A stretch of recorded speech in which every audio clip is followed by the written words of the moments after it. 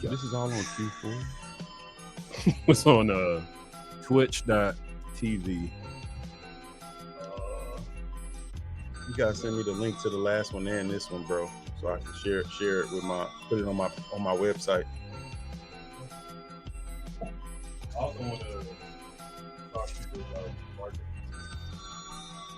I figure when I can finally film those episodes, because like they all have audio on them. Yeah.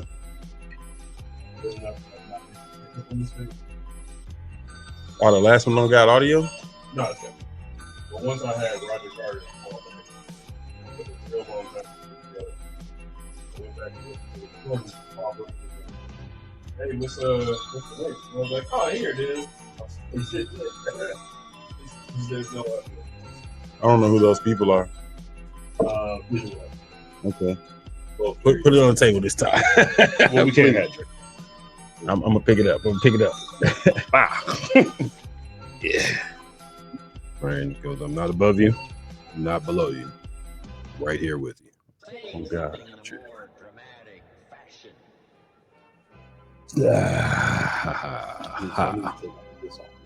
I'm reading the sign. Right? Yeah. I was supposed to tell you that pretty early. John, don't get mad at me. I promise. I'll do better. There's the music. Hi. My name is Mike Stidham. We play my little bump. Where is it? Mike Stidham. That was on my birthday. Yeah, I show that picture to people to let folks know. I just don't smile a lot. I swear I'm not mean. You are watching the Iron 900. Today's guest has been here the last time we did the show. Since the last time we did this show, dropped a new project. Oh no, it's coming out on the 18th. It's not out yet? The single is out. The single's called The Wall. It's a dope single. It's a dope album. We'll talk more about it. Cantbuydeem is with us. I'm gonna give him a round of applause.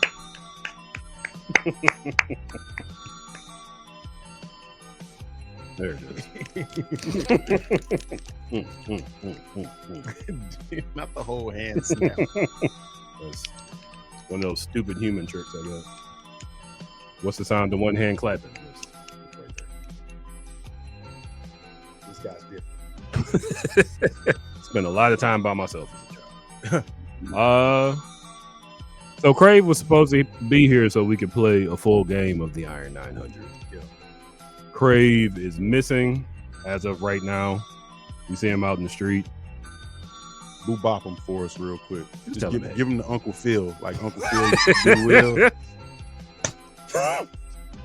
Uncle Phil was probably the scariest TV dad. I think he was like 6'8". Man, but he was a real nigga though. Hey man, he went in there and hustled Poole to get Carlton out of some trouble. Yeah, he was a real nigga, man. He was a real. Also, nigga. So was Carlton. Carlton was willing to pop somebody. Hey. Will got shot, and Carlton was like, "Hey man, you can't let this happen again." Yeah, no, I'm out here. Shout out to Alfonso Riviera. And rest in peace, Uncle Phil. Yeah, Carlton was a real nigga, not Alfonso. Alfonso was hanging out with no, I don't want to say that. You seen America's Funniest Home Videos? Not for a real long time. Okay, well, he's the host right now. That's dope. I'm just happy for black people. Sometimes if I don't hear anything bad, especially a black person from my childhood, shout out to him for having a long career with no smut on his name. I'll say that. You know? That guy was in Pepsi commercial with Michael Jackson. Doing the Carlton dance, fam. Hey man, come on, fam. I disagree. I say do it all day, every day. That dance changed the world and got me to listen to Tom Jones. It's not unusual. Shout out to Tom Jones by anyone. That guy made She's a Lady. No, I'm just talking shit, man. I love everything about Fresh Prince and Martin and Jamie Foxx, man. I watch any episode of. They don't talk about Jamie Foxx enough. Any of those shows at all times. Well, Fresh Prince and Martin. Oh, they got the unfair advantage. They those shows were like, there was a lot of gold in there. Absolutely. And the Jamie Foxx show was like a B tier. as far as like the writing, not Jamie Foxx himself, but as far as like the writing. Yeah, I feel like if it would have come out around the same time, Yeah, as Martin and Fresh Prince of Bel-Air, it would be up there with him. But it had the unfortunate placement of coming after them. yeah. TV execs were like, "Oh, what? Niggas like TV? We can make some more TV." This guy sings and dances. Hey, shout out to I'm guessing Jamie Foxx. Shout out to Eric Bishop on Joe. Eric Bishop, which one was he? That's I know Jamie that. Foxx. You said that's his name? Yeah. You think that nigga's name is Jamie Foxx? I ain't think I thought his name wasn't Fox, but I didn't know it was Eric Bishop. Yeah. He looks like Eric. Shout out to you, Eric Bishop. I'm glad you made it through all that shit you were going through. I read a headline that said that was Diddy's fault somehow. I don't know what happened. I just know that I'm glad Jamie Foxx is here, and I'm glad that somehow his hairline is doing the opposite of receding. You know, shout out to I'm gonna tell you this. shout out to Black Greatness. Shout out to Kevin Hart, who was doing a roast with Jamie Foxx early in his career. Mm-hmm. And you know, Jamie's getting him with a bunch of short jokes and a bunch of jokes about how successful he's not. Yeah. And Kevin just butt in, you pencil in your hairline. Jamie went quiet. Like he was like, "Yeah, you don't got nothing to say now, do you? That shit hurt, didn't? Look at his hairline." Kevin Hart said that. Hey, Kevin Hart is a beast. Hilarious. I know you seen that Tom Brady roast. He was going in. I didn't see it. Bro, look, that's like a lot of those roasts or whatever. You know what I'm saying? I watch them depending on the person that's being roasted. But Kevin Hart, bro, he let all holes barred on that shit, bro. Like I'm talking, that's the best roast I've ever seen. You forget certain people. You know, they you see him being funny on stage and you see him being funny in movies. Sometimes you got to get reminded that some of these people are funny as fuck. Yeah. It's not just when they got shit written for him. Or that this nigga's from Philly. Yeah. In the hood. Yeah. Like, his first movie was with Beanie Siegel. yeah. You feel me? Lest we not forget. So I'm gonna deal some cards. Yeah. And we'll talk about some hip hop. The seeing is how you are a hip hop figure. I wanna ask you some questions. Flesh out who Cantbuydeem is. Yes, sir. For people that didn't watch the last episode and may watch this later or haven't caught up yet. Cantbuydeem. When I do these interviews, like I told you before we were on the mic, I like to start at the beginning.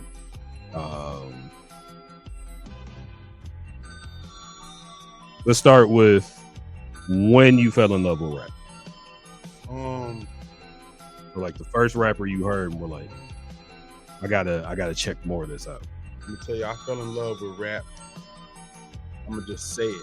Wobble dee wop, drop it like it's high, A, drop it like it's high, A, drop it like it's high, A, CMB, make you drop it like it's high. I'm like, this nigga can't be much older than me. Mm-mm. Like he definitely was smaller than I was. You know what I'm saying? The littlest here. Yeah, but I'm just like, yo, like that dude right there. And then I seen, you know, I used to watch The Box and MTV Jams all the time. And he had the what was it? 500 degrees, 500 degrees. Yeah. And the block is hot as out and shit Go like that. DJ. Like, so that was, you know what I'm saying? Before, you know, still Cash Money Wayne, still like very much the hot boy still around. Back that thing up. So was the first time when I was just like, I could do this. And then how old were you when you wrote your first rap? When I wrote my first and what'd you rap, write it on? Yeah, I wrote it on paper with a pen. Shout out to my homie Prentice Rutledge. I don't know where you are. Shout out Robin Rutledge for letting us listen to that shit as kids. For sure. You know, that was our Prentice mom. He had the cool mom and shit. You know what I'm saying? But I was like 12, bro. Okay. 12. And I wrote a song about sports. Nice. And the name of the song was Sports. And the hook literally, I like sports. All type of sports. Like, that's a 12-year-old rapper. Yeah, I'm not even that sporty of a nigga. That's funny. What sports were you writing about? Also, what year was this? Yeah, bro. Me at 12, what we talking about? Like 2001, Okay. 2002 or some shit. You know what I'm Okay. saying? And LeBron I was was writing playing for the about Cavs. basketball. Okay. You know what I'm saying? Basketball, football, Mhm. baseball. Like to put this into context, you know, Mhm. my 8th grade year, I played on every single sports team. Nice. You know what I'm saying? And yeah, I played on every single team. Mhm. And Volleyball. we didn't have a male volleyball. I grew up in Gotcha. Inglewood, dog. There was no male volleyball. Football, You know what I'm saying? basketball, You know what I'm saying? Track and field, baseball, softball, not baseball. You know what I'm saying? I was horrible at softball. But you know, that was just what you did. You came home from school and then you went outside. For sure. And like niggas played sports and For sure. did all type of shit. We even did like backflips on like old mattresses that we would find and shit. You know what I'm saying? Like and thinking about the hygienics of that right now is crazy. Oh yeah, like bed bugs everywhere. Yeah, you know what I'm saying? But you know what I'm saying? You just went outside all day. So you just did physical activities all day. I used to stand on my handlebars. I was Dave Mirra. You feel me? For sure. For sure. Tell me about your Inglewood upbringing. Who is in the house? One of my favorite questions is, what were your grades like? I hear you say you were on sports team, so they couldn't have been that bad. Yeah, no. I was a A student, bro. Nice. I took the SAT in 6th grade. Really? Me and this girl, Karima. Okay. I took Shout out to all the girls named Karima. Yeah. Yeah, Karima one time she slapped the shit out of me, dog. My bad side story. One of my homies was like, I bet you won't go touch her booty, and I did. Yep, getting set up by your friends. Yeah, and then, you know, he was trying to warn me and shit, but I was running my mouth about something, and she just from the side. But that was like 8th grade. But in like 6th grade, me and her were both in this book for like national scholars. One of the things I was cited for was playing chess, my math abilities, and we both got to take the SAT in 6th grade. So that should let you know, like, my grades weren't just good; they were like exemplary. Yeah, you know what I'm saying. But who was in the house was my mom, my grandma, my auntie Alice, my cousin Raymond, and my auntie Alice lived with my grandma, and they were both big GD. Big GD. You understand what I'm saying? Like, my cousin and his homies was those niggas. You know what I'm saying? And my auntie was like big homie to them. And then her best friend was Beatty from a neighborhood that we should have been warring with, but I think that shit was calmed down because my auntie was in a certain position and her best friend was the other lesbian woman in the neighborhood who was Beatty. You know what I'm saying? Shout out Granny D. But yeah, so that was who was in the crib. So everybody, including my grandma, was a gangster and a street nigga. And then my mom was like a scholar. You know what I'm saying? So my mom was like, you're special, you're this, that, and the third. You're going to be like somebody, blah, blah, blah, this, that, and the third. And my grandma was like, your mama talking all that shit. This is how life is. For sure. This is how shit is actually going to turn out. For sure. You know what I'm saying? Sure. So you got to have both of those influences. Yeah, that was my household growing up. Okay. And then my dad, you know, he popped up every now and then. Okay. You know what I'm saying? Did you keep a relationship with your dad? Like to this day, do you all? I went to visit him like a year or so ago, year and a half. He got multiple sclerosis now, so he's staying at my auntie Benny house. I spent a lot of time at my auntie Benny house growing up. Like, I spent a lot of time with my dad's sisters and my cousins on that side, like more than I spent with him. Okay. You know what I'm saying? Especially when I got a little older. But you know, I stay in touch. I send a Facebook message every now and then, but it's not like a relationship where it's like I'm asking him for advice or like we have like regular conversations. For sure. Does he ever try to give you advice? Shit. I mean, he's giving me honestly, I could never take it, bro. I don't respect him, and I don't think that. I'm just being real, like you know. I asked because my father passed away 2015, and I always had a good relationship with him, but he wasn't the parent that raised me. Yeah. In fact, he raised my stepbrother. Okay. And a whole lot of shit. Nigga didn't even raise his stepkid. But he was always there. At some point, he had to move out of the state. That's the story. So after like 12 years old to like 24 years old, it was mostly phone conversations and going to see him in the summer. And I remember him saying to me when I was around 24, I was staying at his house, and I woke up at like 11 o'clock. Yeah. And mind you, we used to see my father every other weekend. Mm-hmm. So I guess he was surprised that I woke up so late. And he said to me, well, real men don't sleep until 11. And I was like, real men take care of their kids. That's what I didn't say. I went, smoked a cigarette, and got breakfast somewhere. I was like, it's too late. You can't do this now. Yeah, no, it's too late for you to be trying This to is parent, about fam. 10 years too late. I keep it real with you. At about Also rest in peace, Dad. About 19 or 20. Mm-hmm. It was 2010. I remember that for sure. My mom kicked me out. And I, sleeping on the train. I had some really good friends, so I didn't sleep on the train or outside a lot. Do you want to tell that story, or is that? It's a little crazy. The reason why I got kicked out. Let's just say, like, my uncle was a certain type of person. I look exactly like this nigga. So a lot of things, you know what I mean, just overlapped. Like, she had a little bit of mental issues that I don't think she ever dealt with. Like a lot of people in our parents' generation. Yeah. My mom was definitely very intelligent, very outgoing lady. I mean, clearly she raised me. Like, this is me. I'm all her. Like, has nothing to do with my pops, for real. You know what I'm saying? So she kicked me out, and that was like my last time, like, reaching out to this dude to, like, give him a chance. I'm like, yo, my mom's kicked me out. I'm struggling. I'm hurting out here. You know what I'm saying? I don't know how to make up and down to this or what to do. And I seen him somewhere. Like, I didn't even reach out to him. I seen him somewhere. And so, when you homeless, you drawing on every lifeline. Yeah, for sure. And he told me he was going to call me this day to help me out. And the call never came. Yeah. And that was my last time attempting to even look at him like anything. For sure. Like, nigga, you forgot? I'm fucking homeless, dog. You already didn't do all of this. And then, you know what I'm saying? So that was my last time, like, ever attempting to do anything. So at this point, I've forgiven him because my OG was like smart, overbearing. You couldn't tell her shit. She was always right, even when she was absolutely wrong, especially when it came to me because I'm her kid. You know what I'm saying? And he just wasn't equipped to deal with a woman like that. Like, I get it, but, like, you didn't have to abandon your child. Yeah.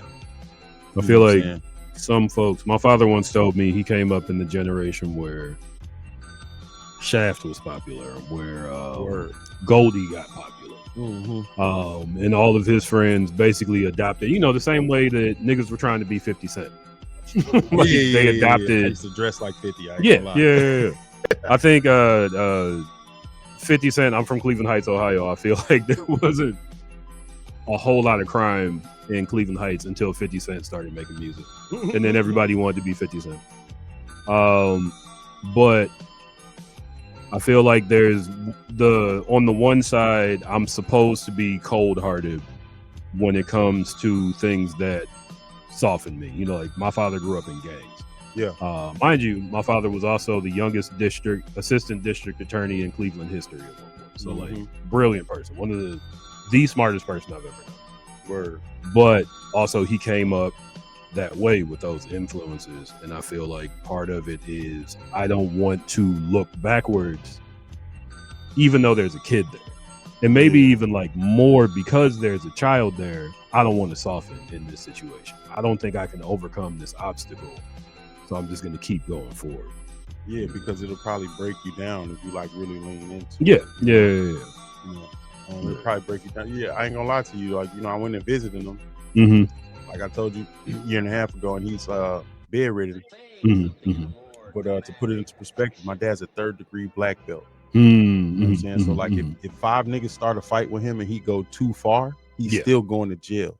Like, a nigga like sicked a dog on my mom, and he climbed up the outside bricks and kicked in their window. And these are like drug dealing, gang banging ass For niggas, sure, and my for dad's sure. a video game nerd, and fuck these niggas up. You understand what I'm saying? Yeah. Like spinning back kick the pit bull, like you know what I'm saying? Like used to walk home. If with you can the knock out the pit bull, used to walk home with the groceries like this. You know Yep. what I'm saying? And now he's like yeah. bedridden. You know what I'm saying? Yeah. So yeah. it was hard for me to talk to him when I was younger about some of this shit because I was legit scared of him. Like one time he punched me in the chest and I couldn't breathe. Like you know what I'm saying? And that was like him trying to take it easy. Yeah, for sure. You know, but I thank God my father never hit me. My father was 6'4". yeah, I was talking to him and you know, we just were talking about some things and he brought up my little brother and he was like, I don't know why the nigga's so mad. And I'm like, nigga, are you fucking serious? You don't know why he mad. We didn't have a dad at all, fam. Yeah. You know what I'm saying? This, that, and the third, like type shit. So For sure. you know, and that was when I first saw like it cracking, you know, like he like cried and he just like, you know what I'm saying? But like I guess, you know, at a older people, man, they got some sort of like denial or some sort of like they it's have some years sort of of built like, up denial. It's like having a callus like in your girl's strength skin. that like I don't want to have. Yeah. that just allows you to ignore your past. For Like, sure. I don't want For that strength. Yeah. It's pearls, literally. Sand gets in the oyster's mouth or a clam's mouth, and that's a defense mechanism. The stuff that turns into a pearl. Yeah. And so the problem is in the middle, and there's like 30 years of hardened material around this problem to the point where the way that they think now, they've completely forgotten about half the shit they did to you. Or not to mention, not to mention that as a kid you remember more than your parents do about how they were because, and I'm sure you, scarring you, yeah. And there's no instruction manual for parenting. Like my mother is an angel, but there's shit that she did. She was like, "What? I never hit you with a shoe," and I'm like, "Ma." And my grandma was like 10 times worse as a parent than my mom was. Oh yeah, she was way better grandma. You know what I'm saying? That's just how it goes. And then my granddad on my dad's side, I didn't know my granddad on my mom's side. The first time I met him, I saw him in the casket at his funeral. My grandma's husband, you know, he was a decent granddad. You know what I'm saying? For the most part. You know what I'm saying? Like when it mattered in my younger years, before I knew what he was actually outside doing. You know what I'm saying? And then you know, my granddad on my dad's side, you know, I don't know what type of dad he was, but their mom passed away when my dad was like 8 years old. My dad's the baby. So like some of my cousins are like old enough to be like my grandparents. You know what I'm saying? My dad's the baby. You feel me? Interesting. So I don't know what type of man he was, but he was very, very strict. And it's like, nigga, your dad raised you. Yeah. You know what I'm saying? Yeah. Like by himself.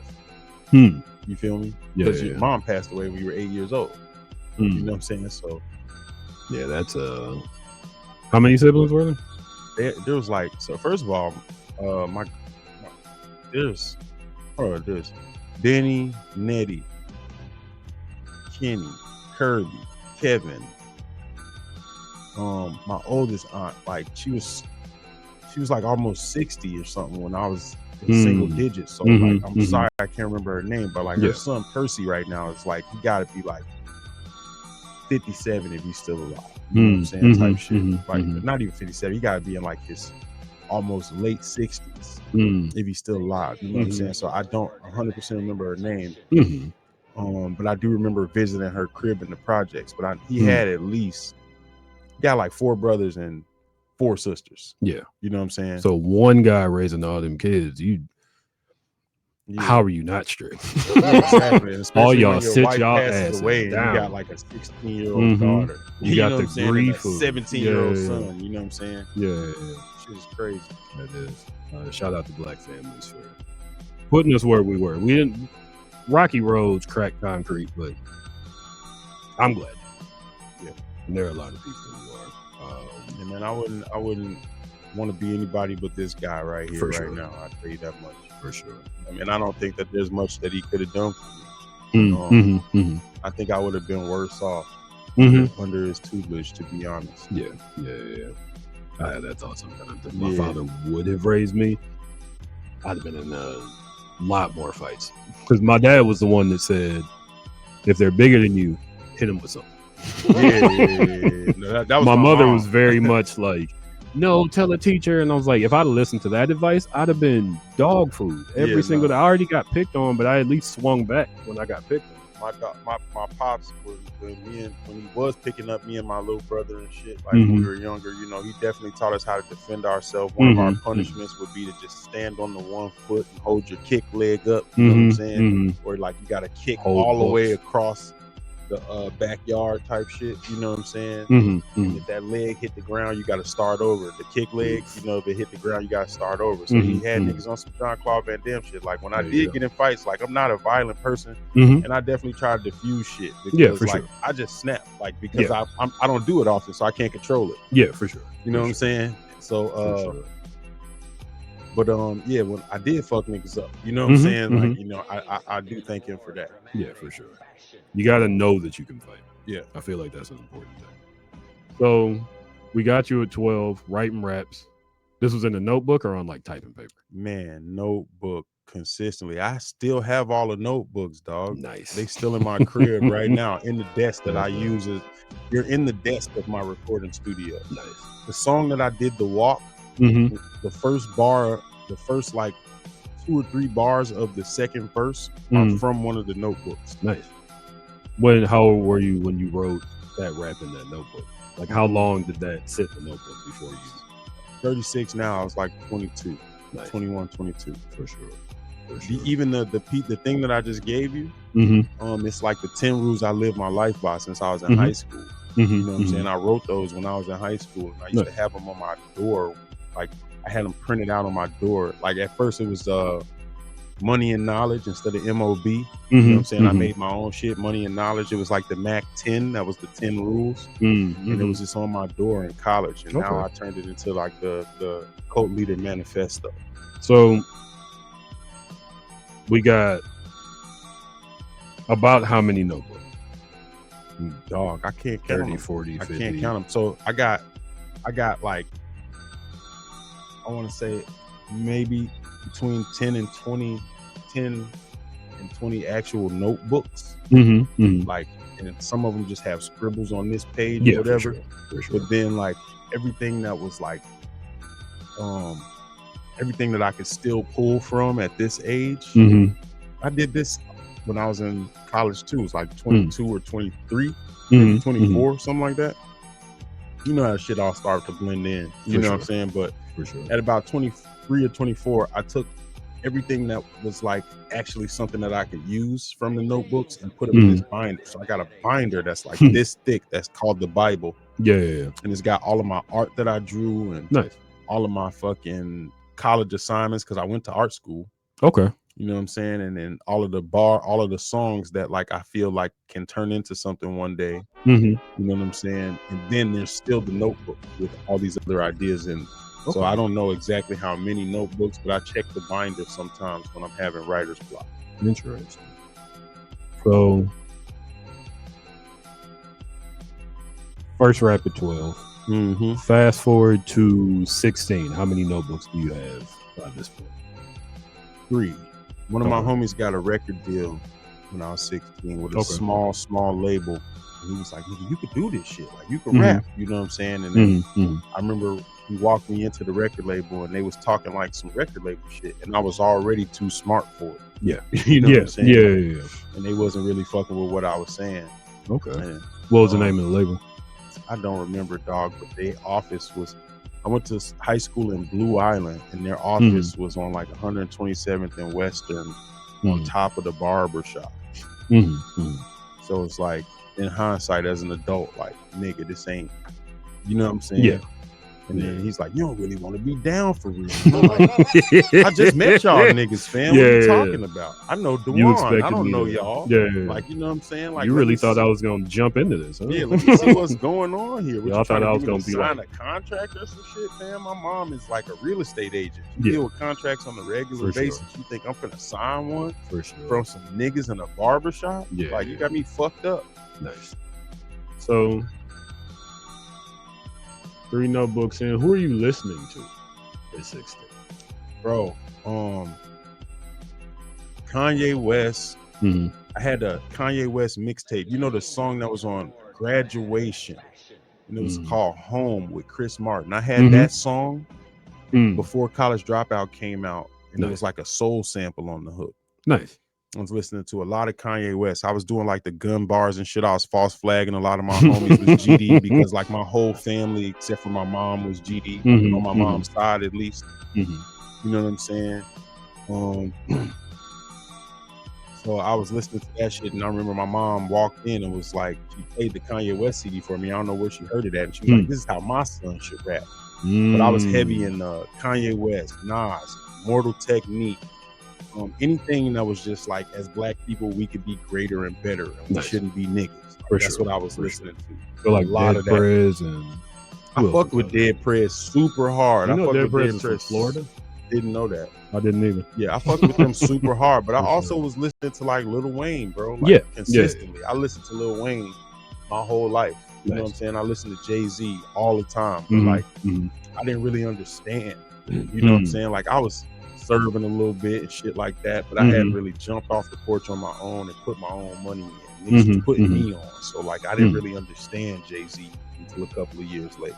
Okay. You know what I'm saying? But yeah, I was like, Nas, Immortal Technique, fucking Lupe Fiasco type shit. You know what I'm saying? Like anything in that vein, I was listening to. Black Thought, heavy. You know what I'm saying? What's your favorite Wayne song?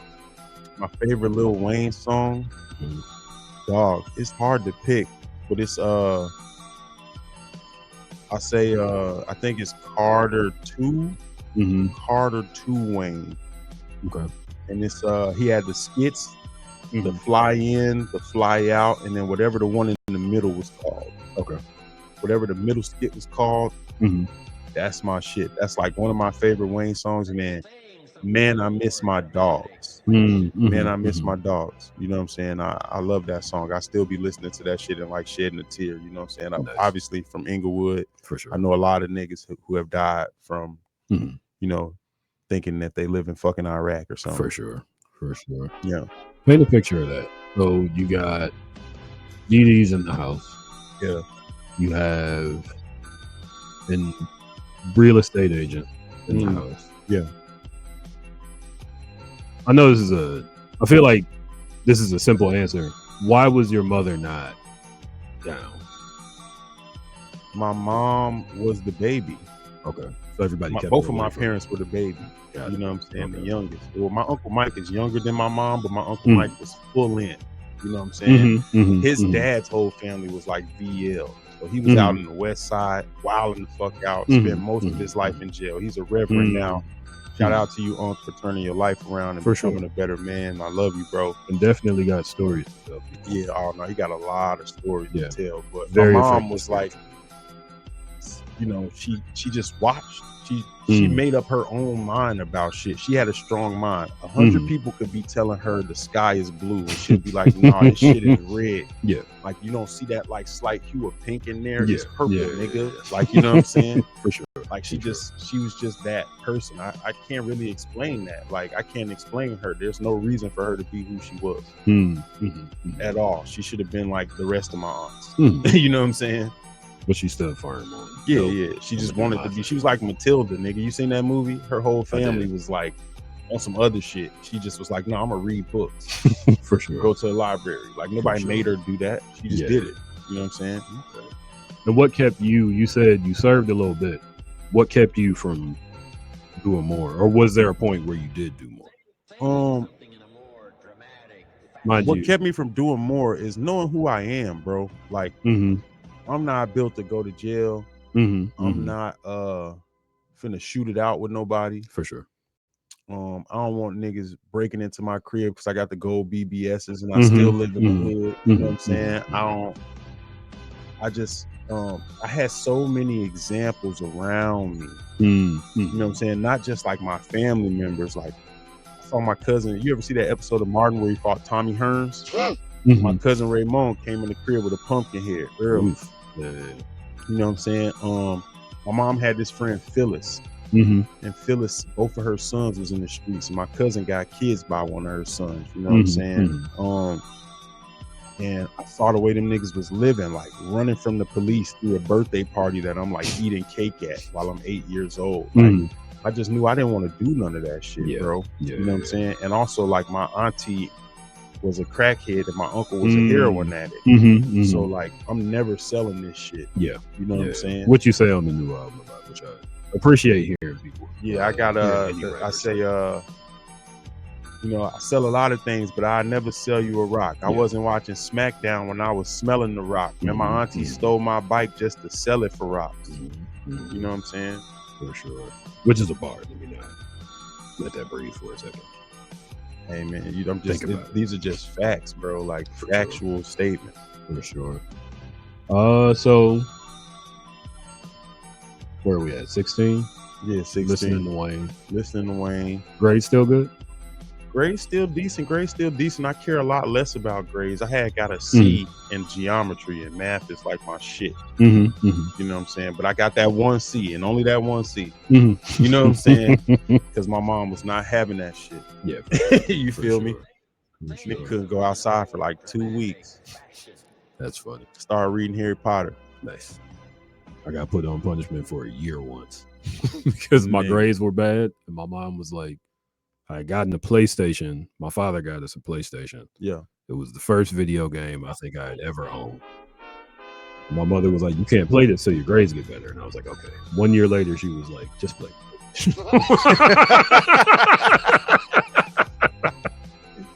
Yeah, but my mom knew that shit wasn't hard for me. Like my mom, she never even, there was never a day in high school where she saw me doing homework at home. Because like I do that shit in class. You know what I'm saying? For sure. Especially math. While you teaching the lesson, I'm doing the homework. That's actually one of the only times I got suspended. For doing homework in class? Yeah, I was doing the homework. I was high as hell. So we were smoking weed at 16. Yeah. Okay. Chewing on some Skittles. I sat in the back of the class because I talked too much. And I wasn't paying attention to shit she was saying. I'm just writing. Come on, like, let's just say, I don't know the number now, you know what I'm saying? But let's just say it was 15 problems. Like, I'm on 13. And she walked up like, what are you doing? I'm like, I'm doing the homework. She's like, I'm still teaching a lesson. I'm like, well, I understood it from the, you had the prompt on the board when we got in. I started reading the chapter. I get it. So I'm just doing it. Like, I'm not bothering nobody. Yeah, for sure. You know what I'm saying? She's like, I'm still teaching the lesson. I'm like, okay, you just said that. And then she ripped the homework out of my binder. And I was like, what the fuck is your problem? And she was like, get out of my classroom. And that was the only time that I got in trouble in school like that my mom didn't do nothing.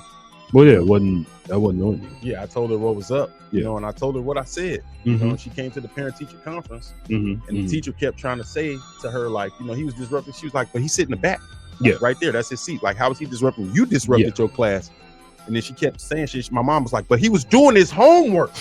Like, you know what I'm saying? Like, you know what I mean? And we left the class for the parent-teacher conference. She said, like, right when we were exiting the threshold of the door, it's okay, baby. That bitch just don't like you, but she better watch herself. You know what I'm saying? My mom will fuck somebody up about me. For sure. I'm also glad that she understood. You know, I worked in the classroom. I realized that the smartest kid I ever met, I met at a day treatment center because he had been kicked out of school. We would give this kid work. We would finish the work. We would give him more work. We would finish the work. Eventually, it was just like, you want to draw some pictures? Yeah, exactly. But you can't get mad at a kid for being smart. Yeah, like you mad at, and I got in trouble a lot for drawing all through grammar school, all through high school. But it's like, dog, I'm already done with the shit that you giving people to turn in tomorrow. I give it to you now, but you won't take it. I can't just sit here and stare at the wall. I'm a kid. Like, I'm not an adult. I also have fucking ADHD, fam. For sure. You know what I'm saying? For sure. Which nobody cared about in the early 2000s they really or late 90s. They give you Ritalin. Nah, you ain't giving me no pills, fam. Thank God I remember telling my mother, like, no. He was like, you want to take some pills for this? No, I'll just draw on my arm until it's time to leave school. I was like heavily against drugs, which is crazy. It's crazy considering now. Was Dare still around when you were in school? Yeah, Dare was around. Yeah. I mean, I wasn't against like weed. Dare said, I just thought anything other than weed. If you did anything other than weed when I was growing up, what did they call you? Crackhead. Cluck or crackhead. It's funny, I didn't know y'all called crackheads clucks in Chicago. Cluck or crackhead. Anything other than weed, you're a cluck or crackhead. I explained to my girl the other day. Was it the other day? It was weeks ago when I say the other day. What a cluck walk is? Like, that's a cluck walk. No. Start walking like this. Yeah. Like, was he a chicken? There was a lady that walked up to me. What was I at the Greyhound station with her hand over her mouth like this? This was in Cleveland when I was there. Immediately was like, no, Nah, I'm that's cool. club behavior. This, Yeah. smiling, no, You smiling, you don't want niggas to see them burns in your teeth. No, From the pipe. No. So, what's the story behind you smoking weed? What was the first time? I got my ass whooped. Well, my cousin Shanae, same age as me, but like a stud. It was like, she's my uncle's daughter, but my uncle didn't really raise her. Her mom did, and I guess her mom was like a lot more lenient. She got to go outside and do a lot of things. She was doing too much shit. She got sent to live with my uncle, which was like her punishment. You know what I'm saying? My uncle was like not an emotional dude. Boys in the hood. He never even told me he loved me or like his kids. Like we all joke about like how he just started saying that shit like 5 or 6 years ago. You know what I'm saying? Like, I'm glad he came around.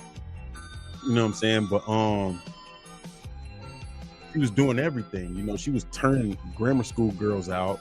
She was smoking weed. She was doing all type of shit. So she introduced me to it. And I was smoking like cigs with her and shit. But like one time I got my ass whooped because some niggas was looking for my cousin. And when I went and found my cousin, he just hit this little nigga, calm down. You know what I'm saying? How'd that what was that first time like? Also, you got high the first time you smoked? Yeah. Okay. I don't hear that story a lot. It took me 5. Spinning, nigga. They spinning, nigga. They spinning. They spinning, nigga. They spinning. You feel me? That was funny. What's up? Okay. Flash forward to, you said you went to art school. Yeah, I went to Northern Illinois University, and shout out to Andrew Morris. We was both in our sophomore year, and we were like, what the fuck are we doing here? And then we just switched it up and went to school for our passions. So yeah, I went to the Art Institute of Illinois in Schaumburg. Okay. How many notebooks did you have by then? By then I had the Bible. The Bible I was telling you about, the binder. The notebooks had transferred. And I remember when I had my intake interview for the Art Institute, I took the Bible with me. You know what I'm saying? But at that time, bro, like I'm saying, bro, it's like probably about 10, 12, like full of raps or ideas or drawings or merchandise or characters. Yeah. How did your style change from that 12-year-old writing about sports to the 18-year-old with writing? Style, subject matter, influence. It was a lot less Nas, Immortal Technique shit, and a lot more like smoking, drinking, fucking, being outside. I mean, I still had those tracks. I still had a lot of that like introspective and that we should be better type shit, but I was like also outside doing a lot of fuck shit because I like wanted to have fun and fit in and get turned on. You know what I'm saying? Like just being real. For sure. I feel like that's like when you're a little kid and when you're young and you're like, McDonald's is poison. Like niggas don't want to hang around. You know what I'm saying? But you're not wrong. Yeah, I was not wrong. Yeah, you know what I'm saying. But I'm just saying niggas don't want to hear that shit all the time. Yeah, for sure. So like I wanted my music to like sell, and I'm thinking like, okay, let me just get them to listen, and then I can start sneaking this back in. You know what I'm saying? For sure. And that got me on the slippery slope to a point where like the Nas Immortal Technique Lupe was kind of like was like not even present at all for a few years. There's like some people that are fans of my music that don't even know that I have bars like that because they heard the singles and not the album cuts. So you were recording at this time? Yeah, I was the CD man in high school. Okay. So my eighth grade, my senior year, I made this project called Liquid Swagger. Me and my homies had this fucked up drink. It was Remy Grey Goose and Mike's Hard Lime. You put that shit in a blender, and I'm talking about we got a lot of things got loose off of that. I'm just telling you, like voluntarily so, sir. Like we hung out with this. I met this one girl. You know what I'm saying? Served her. She had huge titties. She was flirty and shit. Then she introduced me to like the rest of her friends. You know what I'm saying? I'm still friends with all of them to this day. You know what I'm saying? Some of them we hooked up. But it was like Saved by the Bell. You might see me with Allison. You might see Brandon with Allison. You might see so-and-so with Kelly. You might see someone, you know what I'm saying? For sure. Like, you know what I'm saying? But all like little kid shit that don't mean nothing. You know what I'm saying? Like, you know what I mean? So we all still friends to this day. You know what I'm saying? At least on social media, niggas that moved away. And, for sure. You know, got niggas that like remember those days and don't want them to be around. Niggas, you know what I'm saying? Yeah, you know what I'm saying? Shit like that. I'm a different person. Found Jesus. We can't talk about. And also, like, can't talk not about even with your dick, fam. You know what I'm saying? But absolutely, absolutely. When did you start recording? When was the first time? Were you in a studio? 17, 18. Yeah. Was the technology there that you could record at home? Nah. The technology wasn't there that you could record at home. Shout out if you ever heard of Porn and Chicken. Shout out to Orville Klein from Porn and Chicken, man. He recorded my first project ever, and I remember him telling me like, "You got to deliver it better," and I just would like get louder. I was just like get louder and like more like like, and he's like, "No, like delivery, like, you know, now I understand this song takes sauce, this song takes aggression, this song takes this, that, and the third." I didn't get that shit. You know what I'm saying? But so Orville Klein, and then I had a manager at the time who really just turned out to be like a nasty man. He was like, you know, a lot older than us, and was like trying to talk to some of the same girls that we were talking to and shit like that. You know what I mean? But you know, he introduced me to a lot of shit. I had my I recorded Liquid Swagger in Orville's closet. Orville was probably like 19 or 20 at the time, and already like, you know, just on his recording shit, you know what I'm saying? And at the time I lived in Alsip, so me and my friends was doing street shit, but Orville was like a normal Alsip kid, you know what I'm saying, at the time. And yeah, that's when I recorded Liquid Swagger in his room. And I remember I had one studio session at the studio called Rax Tracks. I'm not sure if it's still around, but that shit was expensive as fuck. And I was like, yeah, I'm gonna have to be a recording engineer. How expensive is expensive? And what year is this? This is 2007 or 8. 2007 or 8. I graduated high school, 2007, 2006 or 7. How much did it cost in 2007? So this shit was like, don't give me the lying, bro, because like I don't remember the numbers, but I know it was like 300 being a lot in 2000. It was like 250 to 4 something, and it was like 3 hours, and I didn't even have the whole song done because once again I didn't understand delivery, and I was like, yeah, I'm never doing that again. I'm gonna be the nigga that charges people to do that. That's how I started serving. I was like, everybody put their $5 down. And I'm like, oh, niggas is putting their $5 down. Okay. But my auntie and my cousin got this shit. I just talked to my auntie. I know she fuck with me. I'm gonna be the nigga that y'all all pull y'all $5 together to give it to. Nice. You know what I'm saying? For sure. My auntie kept all the secrets, man. Shout out Auntie Alice. For sure. You never ran into any legal trouble during that phase? I mean, yeah, I got arrested and shit. You know what I'm saying? I got what's that story? Was it arrested more than once or? Several times, but never like just for me serving. One time I was with my homie B, who's now in jail for foreseeable future. And his cousin Ron, was like 32, but like had the mind of like a kid. He got arrested when he was 16 and got out when he was like 29. You know what I'm saying? So we not we, but B, like me, same age as this nigga, looking at him as the man with the plan. My bad. Same age as this nigga, you know, looking at him as like the man with the plan. He was telling like Ron what to do. And we was at River Oaks Mall, and I remember this girl, I think it was Tanika or Tanisha. I just remember she was stupid fucking thick, bro. Like dumb thick. And B had already got kicked out of my school at this point. But he remembered her, you know what I'm saying? And he seen her and he trying to get on her like, yo, what's up? This, that, and the third. But niggas then started a fight in the parking lot. You know what I'm saying? Niggas then already started a fight in the parking lot. And the police is everywhere.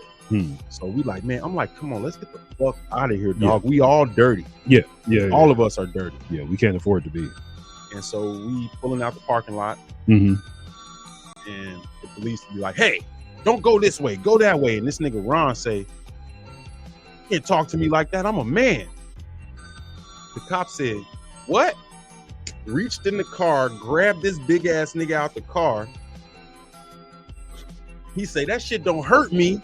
I'm a man. So me and B, when they grabbed him out the car, we get out the car and start taking the fuck off. Yeah. You know, I got baggies in my pocket and bags in my pocket. I run to the nearest place I can before they catch me, try to throw them bitches under the car. You feel me? So that was one of my arrests. And nothing ended up coming from that because B got bit in the face by the dog and Ron got beat like Rodney King. Yeah. So I know they probably sued and got something. I don't know. But I know just nothing happened to me. You know what I'm saying? Because like, you know, they fucked us up so bad that there was no case. Like for like they had no $100 worth of weed. Like, you know what I'm saying? Type shit. And then the other one, shout out my boy Justin Vaughn. He used to live behind Sears Park. And he found the keys to the fucking park pavilion. Okay. And we would go in there and smoke. Where did he find the keys? I don't know. I mean, I was about to say somebody that worked there just dropped them behind his crib. Like you walk out his back gate and you in the park. You know what I'm saying? And that's where we play basketball at every day after school. How good were you at basketball? I was not very good. Not very good. I had a couple good days. You know what I'm saying? But I was up there, you know, getting on shorties, serving. For sure. You know what I'm saying? And I get in the game and niggas would talk shit. His weak ass, blah, blah, blah, this, that, and the third. You know what I'm saying? Very high threshold for niggas talking shit because of how weak I am at basketball. For sure. You know what I'm saying? Some things you just got to embrace. My own friends, you know what I'm saying? Like, this just ain't for me. I'll be out. He found them keys. And we were smoking there all the time. And we said I came back and it was cleaned up. And we like, nigga, what? It was cleaned up. And I guess we were just like, okay. In my mind, I'm thinking like, he came back and they cleaned this bitch up. I'm not coming in here no more after this. And then like maybe 10 minutes later, the police kicked the door while we was in there. And once again, bags on me. I tried to throw them bitches under the fridge. This, that, and the third. I was sagging at the time. And I just remember the cop going, hey, fat ass, I saw you pull the baggies out of your pocket. You know what I'm saying? Blah, blah, blah. This, that, and the third. Turned around like, sir, I need you to have some more decorum. That was one of the other times I got arrested. And I actually had to go to court for that. And I remember Justin Vaughn's dad being like, you dumb motherfucker, you got my son, blah, blah, blah. And I'm like, nigga, what? I didn't find the key. Yeah, you know what I'm saying? This wasn't all. But Justin was like the only dude with a dad. Mr. Vaughn was the rest in peace to Mr. Vaughn. He was the only person that could talk to me like that. He could have slapped me upside the head. I would have just ate that shit. Anybody, my mom's boyfriend, he was like taking care of us, paying the bills, try to do some shit like that. And I turned up on his whole ass. You know what I'm saying? Yeah, you can't go swinging at everybody just because they're younger than you. Yeah, no. As a life. He's a bitch ass nigga though. That's just real. For sure. But yeah, man. So those was 2 of the incidents. And anything else, man, was like very slight. I lived in this town called Alsop. And Alsop had this thing where if you get caught with, I can't remember which way it is, but it's like if you get caught with tobacco, it's $50. If you get caught with liquor, it's $100. And we were serving, nigga. I always had $50 or $100. You know what I'm saying? But we got busted for like little shit. And we would have to go to the court and pay the little fines or whatever. I remember I was in there with like all of the girls and the guys I was hanging out with at the time. We were like 17 or 18. I remember the judge saying, Mr. Beeman is a known neighborhood drug dealer. Like, I remember that. But once again, it was like an ordinance. It was like a small town. So, you know, they didn't really do shit to us, but like embarrass us in front of our parents and make us pay fines. Gotcha. Yeah. So I guess I got lucky with where my mom chose to live. Yeah. Because if I was in Chicago, I would have been in jail maybe for like sure 5 or 6 times over. Yeah. You know what I'm saying? Yeah. Where were we when I was 18? Yeah, 18. Recorded your first. You said you recorded that at 18 or 17? 17, 18. It came. I like I said, I was the CD man in my senior year. Like the last few weeks of school, I added my CD to the roll. Okay. You know what I'm saying? How'd that work out? Shit, niggas was buying it because it was like that. You know what I'm saying? People, I fucked with a lot of people, bro. Like I was in all the honors classes. I hung out with all the niggas that got suspended all the time, and I was an athlete. And little did I know at the time I was also good looking. You know what I'm saying? So I didn't think so at the time, but Yeah. You know what I'm saying? So I was pretty popular in high school. Nice. That I just didn't act like that because I didn't know that I was. Mm-hmm. Mm-hmm. You know what I'm saying? Okay. Also, I was on the sidebar. varsity football team. Like, you know what I'm saying? So That'll you feel do. me? From what I've seen on TV, that's all it takes. Yeah. Just a question for me. What was your best-selling CD? What did you get requested the most? When I was in high school, the Mhm. best-selling CD. You said specifically around your senior year. What was? Shit, my CD was the best-selling CD, nigga. Nice. Yeah. Everything, because I just, we had a Napster and LimeWire and shit, so I took requests.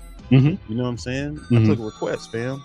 Whatever you want, whatever you need. I mean, I had the shit that I listened to, but I didn't have a ton of copies of everything. Yeah. You tell me what you want, I'll be back tomorrow. You know what I'm saying? At that time, it was just like, I know how to work a computer. I have one in my house, and we have internet and a CD burner. Like, you know what I'm saying? Niggas didn't have that. Yeah. You know what I'm saying? It just wasn't a normal thing. For so, sure. Shout out to High Speed. Yeah, just me taking advantage of my mom's amenities. You know what I'm saying? And me and her learning how to work them together. I pretty much showed her how to use a computer outside of typing shit. Yeah. You know what I'm saying? And sending emails. Nice. You know what I'm saying? So but nothing stands out as like nothing stood out as let me get that new D12. Nah, man, my CD was the best seller because it was the one I sold the most copies of. Nice. You know what I'm saying? Very dope. Yeah. 24. Mm-hmm. How many albums had you made by then? 24. I had put out Liquid Swagger, Liquid Swagger Volume 2. Then I had a bunch of songs. I think I don't think I had Things Money Can't Buy at that time. Yeah, I just had a bunch of songs, bro. I had a child. I was in art school. Shout out Josh Niamera. He was one of the teachers for the recording class. He worked at this company called Kickstand Productions. Okay. And so because of him, I got to open up for a lot of people. And I was just performing my little songs I had. You know what I'm saying? I didn't have a project. You know, just a bunch of songs on SoundCloud at the time. Did you open up for anybody Big noteworthy? Big Sean, Big Crit, Yellow Wolf. People don't talk about Big Crit. Big Sean, Big Crit, Yellow Wolf, Chance the Rapper, Giannis, Cal Scrubby. Man, dog, I'm not gonna lie to you though. Them niggas had me on a show a month, like every month, bro. Like I was doing at least 1 or 2 shows every month. Nice. You know what I'm saying? Very dope. How was that first show? Did you have stage fright? Hell no, nigga. I was just like, nigga. Said, let me at him. Yeah, bro. Yeah. The biggest one that I did was the Yellow Wolf show. He was signed to Shady Records at the time, and we were at Dirty Nelly's in Palatine. It was like 600-700 people, nigga. I was out there ready for all of the smoke. Nice. What is you talking about? Nice. Any story from that night? The 2 dudes that I performed with, they were brothers. They were they had a different type of energy. And I just remember the one dude, he just considered himself Mr. Bitches. I was on that show with a dude named Show You Suck, who I knew from around the way. I'm familiar. Very weird relationship, like cordial, but like not really cool. Interesting. You know what I'm saying? Not because of me. You know what I'm saying? But I also was just like kind of head ass back then. You know what I'm saying? So I can't blame niggas for not fucking with me. You know what I mean? To be honest, I hadn't really found myself. And Derek had some shorty with him. They invited us. You know, Yellow Wolf fuck with our set. We ran into him. We went to get Subway. He was in front of us in line in the Subway. And we just talked to him. You know what I'm saying? He was cool as hell.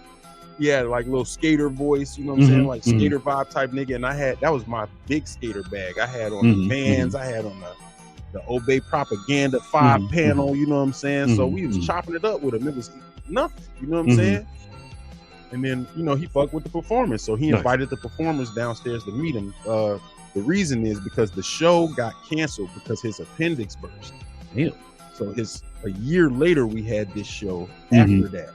He came back after he healed up. You know what I'm saying? So he called us downstairs Mhm. into the green room to fuck with him, and we went downstairs, and I brought my 2 homies with me, Mhm. but Mr. Bitches brought like this white girl with him, and she was like a little fucked up, and she was like doing too much, so we was only in there for like 5 or 10 minutes. Damn, you know what I'm saying? Missed opportunity for myself. For sure. Show Yourself went on to do several more things with Yellowwood. Interesting. Yeah.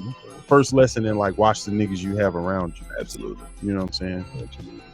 I had to learn that lesson a few more times before I stopped fucking with them. For sure. Yeah. Sure. Dummy tax. Yeah. Eventually, you got to stop paying dummy tax. Yeah. Dummy tax. Yeah. Dummy taxes. That's a good word for it. Yeah. Let's move forward to how'd you hook up with the league champs? The league champs. So there's this place called Black Couch. Mm-hmm. And I believe I've shown art at Black Couch before. Yeah, it's on 4200 West Diversity. Before it was all nice. It was just like a warehouse, and they had their space in there. I forgot how so my homie Joey DeLisi, who I met through all of my skater homies and shit. His roommate at the time was this Australian girl, Presley, and she was painting at Black Couch. So I went in there and I talked to Mark Narens and Susan, the owners of the space and shit, told them about my music and whatnot, this, that, and the third. I remember they had an event at Virgin Hotel and they introduced me to Frequency. Frequency was the first nigga I met from Ever Evolve, which was the name of the group. Okay. You know, I started chopping it up with him. I started coming to events he invited me to. I eventually got cool with Rhymester and Will Bolanos. Will Bolanos and Rhymester were like the 2 niggas that like really kicked it off.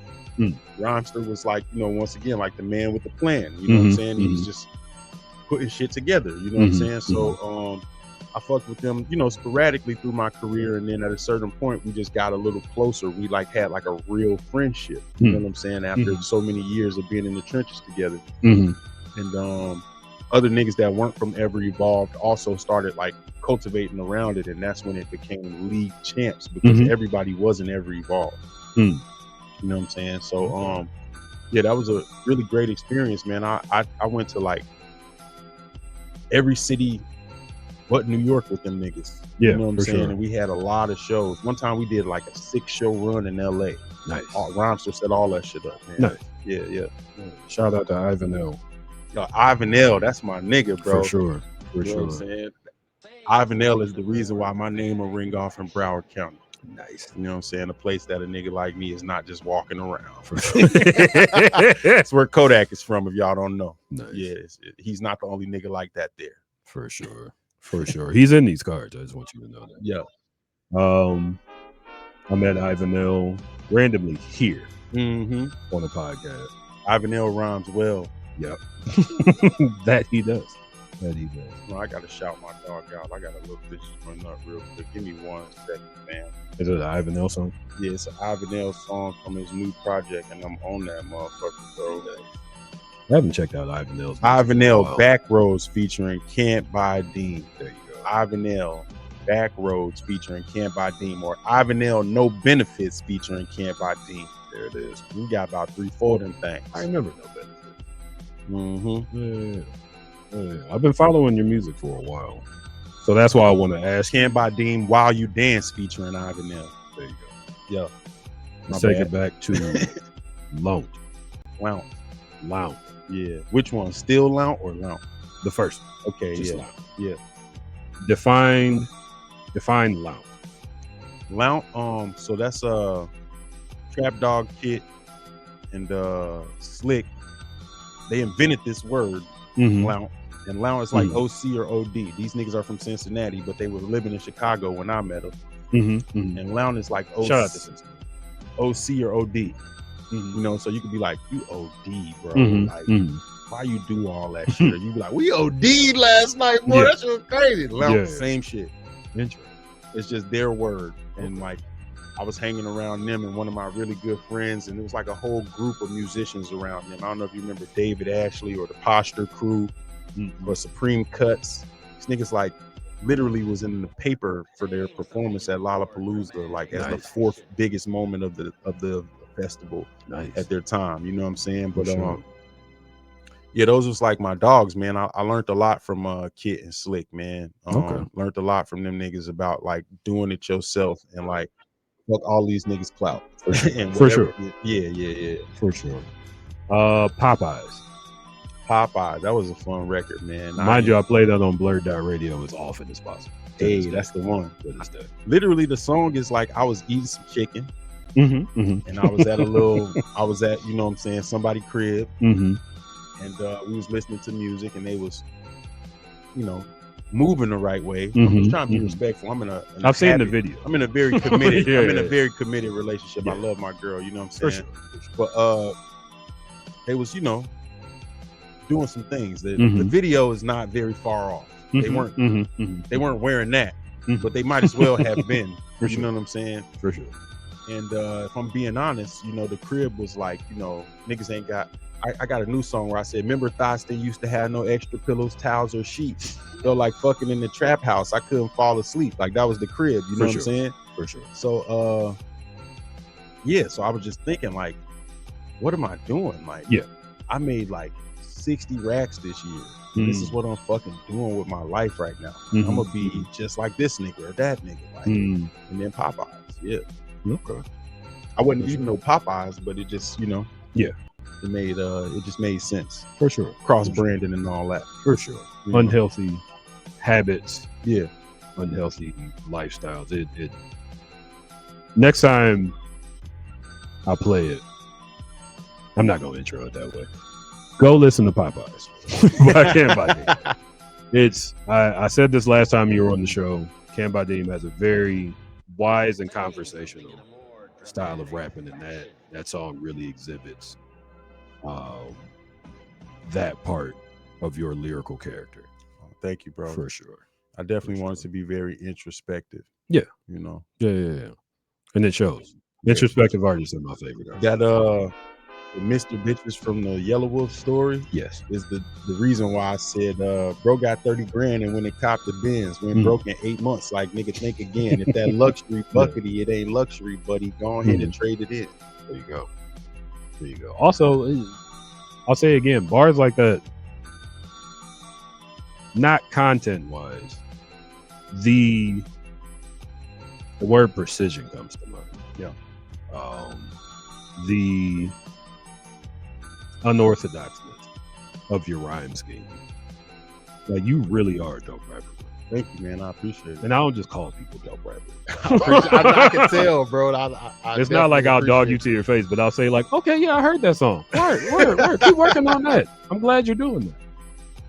Yeah, everybody isn't on that level. Thank you, man. I really do appreciate that. For sure. Let's fast forward. We got a 12-year-old writing in the notebook to 3 notebooks, getting in trouble in school. Art school. Mm-hmm.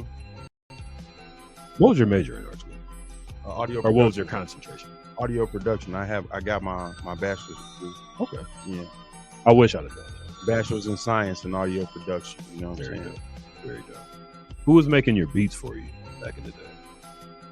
Before we move on. Shout out Dom Falcone, one of the he was one of my classmates. He made a lot of my beats. Another nigga who I don't fuck with, so I'm not gonna say his name.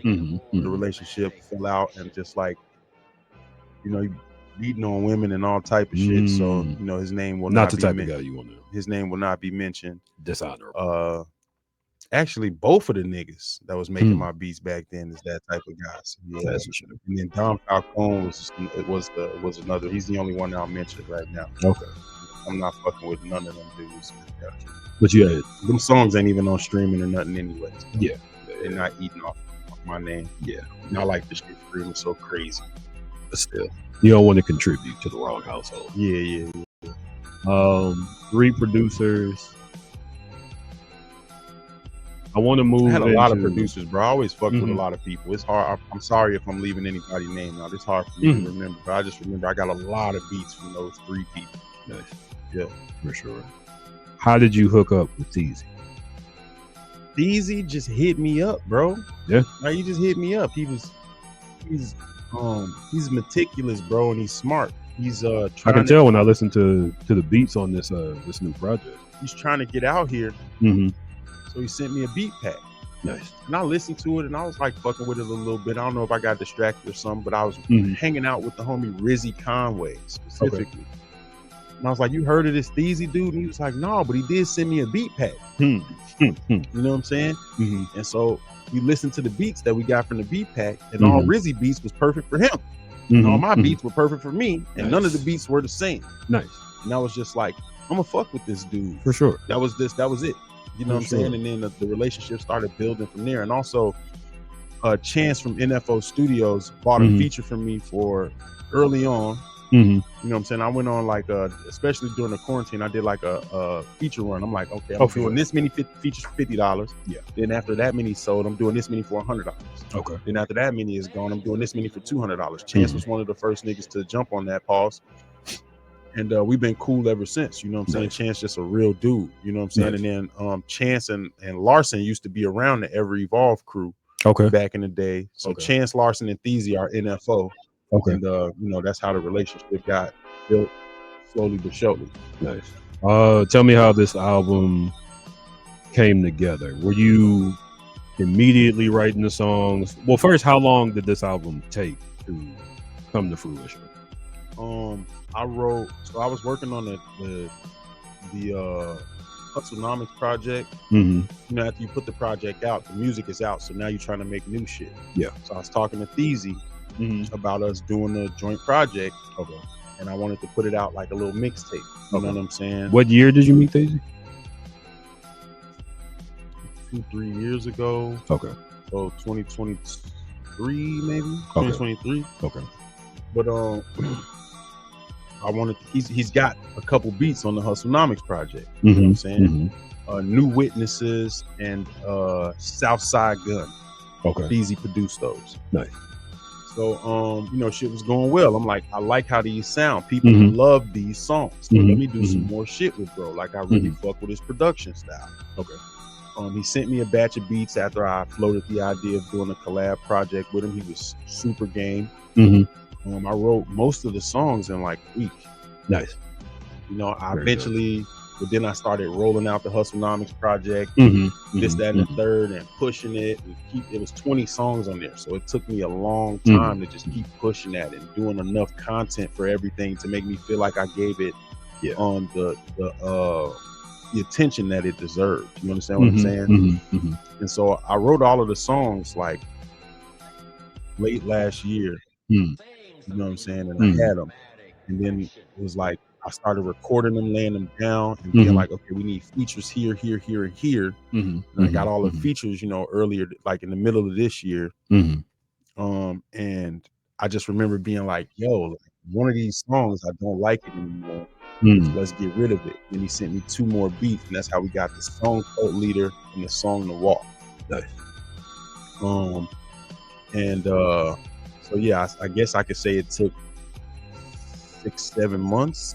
But really, it was like a week here where I made these songs, and then when he sent me those 2 beats, I wrote both of those songs in the same day. Nice. Like not even the same day. He sent me the beats, and like 2 hours later, the songs were recorded. Because I was sitting at the desk in my studio in my home when he sent them to me. Nice. And you know, I recorded Code Leader. That's my manifesto. You know what I'm saying? Boom. That was just my idea. I'm like, I need a title track. You know what I'm saying? And then The Walk, I went through the Bible. You know, found the verse. Nice. And then it inspired the track. Very dope. Yeah. Very, very dope. Let me ask you this. You said the songs were coming together in 2 hours. What is your typical writing process from hearing a beat, recording it, and pushing it out? Like from conception to completion? I always try to answer this, but I don't have a typical writing process, bro. No. My daughter lives in St. Charles, you know, so I write a lot of songs going to pick her up, coming back from dropping her off, because I'm in the car by myself for, you know, 50-45 minutes to an hour. Now I write a lot of songs on the way to work. This is just you rapping to yourself and memorizing it? Yeah, or like, you know, I just play around with her. Like some of the melodies and stuff that you hear on my more melodic songs are me and her messing around. And she get out the car, and I keep going with the melody, and then adult words come in. You know what I'm saying? Very dope. Like, you know what I'm saying? You know, so she got writing credits on some things. You know what I'm saying? Is she into music at all? Yeah, I have an album called she into music? Yeah. She's actress. So she's been studying for. She just was in the Alice in Wonderland on Friday. Okay. You know, you posted about that. Yeah, musical version of it. You know what I'm saying? And then she was in L Flash. Who'd she play? Play Rose. Okay. So it's like a group of ladies that are flowers. She was like the head flower lady. And then she was in L Flash Year and other things, you know. So yeah, she's not necessarily in the music, but she's in the theater, which means she's gonna be singing and stuff. Nice. She's in choir right now, and she was in band, but she didn't really rock with band too much. What'd she play? She played the clarinet. She didn't really rock with too much. Gotcha. Yeah. Very dope. Shout out to all the musical kids out there. Hustlenomics, 20 songs. What motivates a rapper to make a 20-song album nowadays, where a lot of people will put out 4 to 8 songs? So I wanted it to be like an ode to the old school mixtape, bro. You feel me? So Hustlenomics was around for that first Chief Keef joint. You know what I'm saying? A lot of niggas did mixtapes with Hustlenomics. You know what I'm saying? I always wanted a Hustlenomics mixtape. You know what I'm saying? So I was like, we breaking the bank on this motherfucker. We gonna go crazy. I had a whole lot of, and then so to describe the way the album came together, I would have to describe to you the way the first one came, because it's CDs, DVDs, Volume 2. Yeah. So CDs, DVDs, Loose Squares, Volume 1. I had a bunch of songs. Not a bunch of songs. I had 8 or 9 songs around, and I was like, these songs are dope, but they don't fit into any of the projects that I'm doing.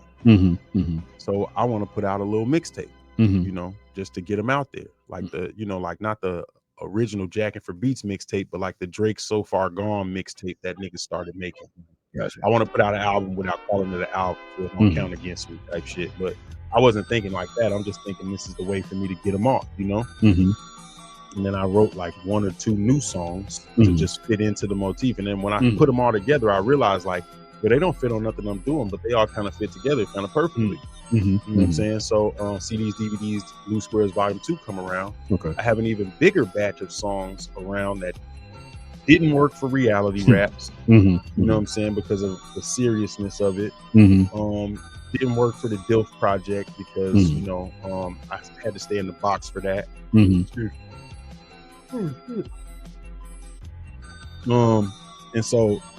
then Hustlenomics gave me like 12 beats. You know what I'm saying? And out of those 12 beats, I used like 8 of them. So I already had like 10, 11 songs. And then he gave me the beats. Because like, you know, there it is right there. So, and it just came so easily to me, bro. Like I can't even, like literally every song got wrote very easy. Like some of the songs, sometimes like if I'm trying to talk about something that's like very, very personal to me, I might write a bar here, bar there, bar here, bar there. So this song could take 2 weeks. But a lot of times it's just like spark of inspiration. Yeah. Flow of consciousness. You know what I'm saying? I can hear that in your rap sometimes. Yeah, flow of consciousness. Like, yeah, this is where I'm at right now. This is on my mind. I have a lot. But sometimes I'm just like, yo, I feel like I have a lot to say. I don't even know what's on my mind. And I just keep playing beats until one of the beats speaks to the mood that I don't even know I have. You know what I'm saying? For sure. You ever written something to a beat that you didn't like? Yeah. I did it for Cold Leader. And I took the song off. Yeah. Have you ever written a song to a beat that you didn't like at first and then it grew on you later? Yeah, I got a joint project with DJ Scully. It's called DILF. You know what I'm saying? If you know what a MILF is, you know what a DILF is. You see the face. Yeah. And the song is called Joystick. Yeah, the beat is unconventional. A lot of people are like, why you chose this beat or whatever, but like I love that song and the way that the beat. You did a video for that. Yeah. I remember that. Yeah, The the video video stands will forever be stricken from the I made the mistake of making my ex, who was my girl at the time, like one of the main characters in the video. The Mhm, video is mhm. me and her having like a threesome with another girl. I remember. So no one else I ever date wants to see that. That's funny. You know what I'm saying? And I also want Have my mistakes in the tub. and I also want that shit just took it out of my little playlist, Mhm, my music mhm. videos, because like my daughter was in a lot of articles with me, a lot of things like that. She's 13 now, Mhm, and mhm, like mhm. her and her friends, you know, when she got about like 10 or 11, they got into the habit of Googling each other. Yeah. So when they look up Azalea Beeman, she Mhm, pops up in like newspaper articles and magazines and Mhm, shit with mhm, me, mhm, which leads mhm. them to my pages. Yeah. You know what I'm saying? Yeah. It's good on you that you took it down, because I feel like something like, what? They need to learn sometime, and then No, not the right now. daughter has to deal with all her friends being like, I saw your dad. Not right now, fam. Yeah, for Too sure. soon. For sure. Yeah. For sure. I have one more question. When does the album drop? November 18th. So that's in November 18th. next week. On a Tuesday, on some see you next Tuesday type shit. You Nice. feel me? You Cold didn't want to drop leader. it on 11/11? My homie Monty Jordan dropped the album today called Ancestor Money. Money you know what I'm Jordan is saying? dope as He got fuck. you see how I got these right here? Mhm. He got the Malcolm X dollars, you know what I'm Nice. saying? And I hooked him up with the person who printed the Deem dollars so his shit could be crispy. Nice. Shout out to Manny Yeah, Jordan. so I was listening to Ancestor Money today, and then I had to take a couple phone calls and handle my business. I only got about 3 or 4 songs in, but I also was at the listening party, so I heard it already. For sure. Yeah. For sure. I got to check that one out. I ran across a Manny Jordan video randomly one day. Mm-hmm. And I was like, he's from Chicago? Money, God, money, like Money money, but just money. Yeah, I've seen it written down. Yeah. No offense to Money Jordan. Dope Money as fuck. Jordan, man, bro. Jordan. Money Jordan. So, folks, next week, where you want people to buy this album from? I would love for you to buy this album, Mm-hmm. you know, from Notice I didn't say stream. iTunes or Bandcamp. Nice. Like actually buy it from For sure. iTunes or Bandcamp. And if you must stream it, please don't listen to this shit on Spotify, dog. Drop Spotify. Even if I got 600 million fucking plays on Spotify, they send a nigga a check for $1,500, and they running ice ads on that bitch. Yeah. And the CEO's a dickhead. Fuck Yeah. that nigga. There it is. Apple Music just as evil, but I mean, at least they pay niggas. For sure. At least there's some give back. Yeah. For sure. Oh, last question. You used to sell CDs. Mm-hmm. Now you're selling digital. Yeah. What's the difference that you see? So I'll tell you what the main difference is. Mm-hmm. Put out the DILF album, all digital at first. I Mm-hmm. put about, this is a quarantine year. I had very, very lucrative years. Mm-hmm. Around 2019, 2020, 2021. For sure. Put about $7,000 or $8,000 into promoting that album. Nice. You know what I'm saying? For sure. In all different type of ways, and it went crazy, and it Okay. really raised my buzz. Niggas was in the street, like girls was in the street, like, "Hey, Dilf," like, you know what I'm saying? Were you wearing the pants? Oh yeah. You know what I'm Easily saying? recognized. No, but not even when I was wearing, just other shit. You know what I'm saying? This, that, and the third. Dilf turned into Delicious Folks, which is gonna be Dilf 2, the death of Delicious Folks. Like I said, we killing that. For sure. And shout out my nigga Scully. We getting that together right now. For sure. But and what was the original question? It was the differences between selling a physical copy and streaming. So I made CDs and tapes for DILF, and I got all of my money back plus some with that. I love that. You know what I'm saying? I could actually see my profit on paper. But as far as that 10,000 that I put into the promotion for the streams and everything, this song got 250,000 streams, this song got 100,000 streams, but my DistroKid payout looked like 1,200, 1,500. It's like, that's like a bad investment. You know what I'm saying? It's like throwing money down the drain. Yeah.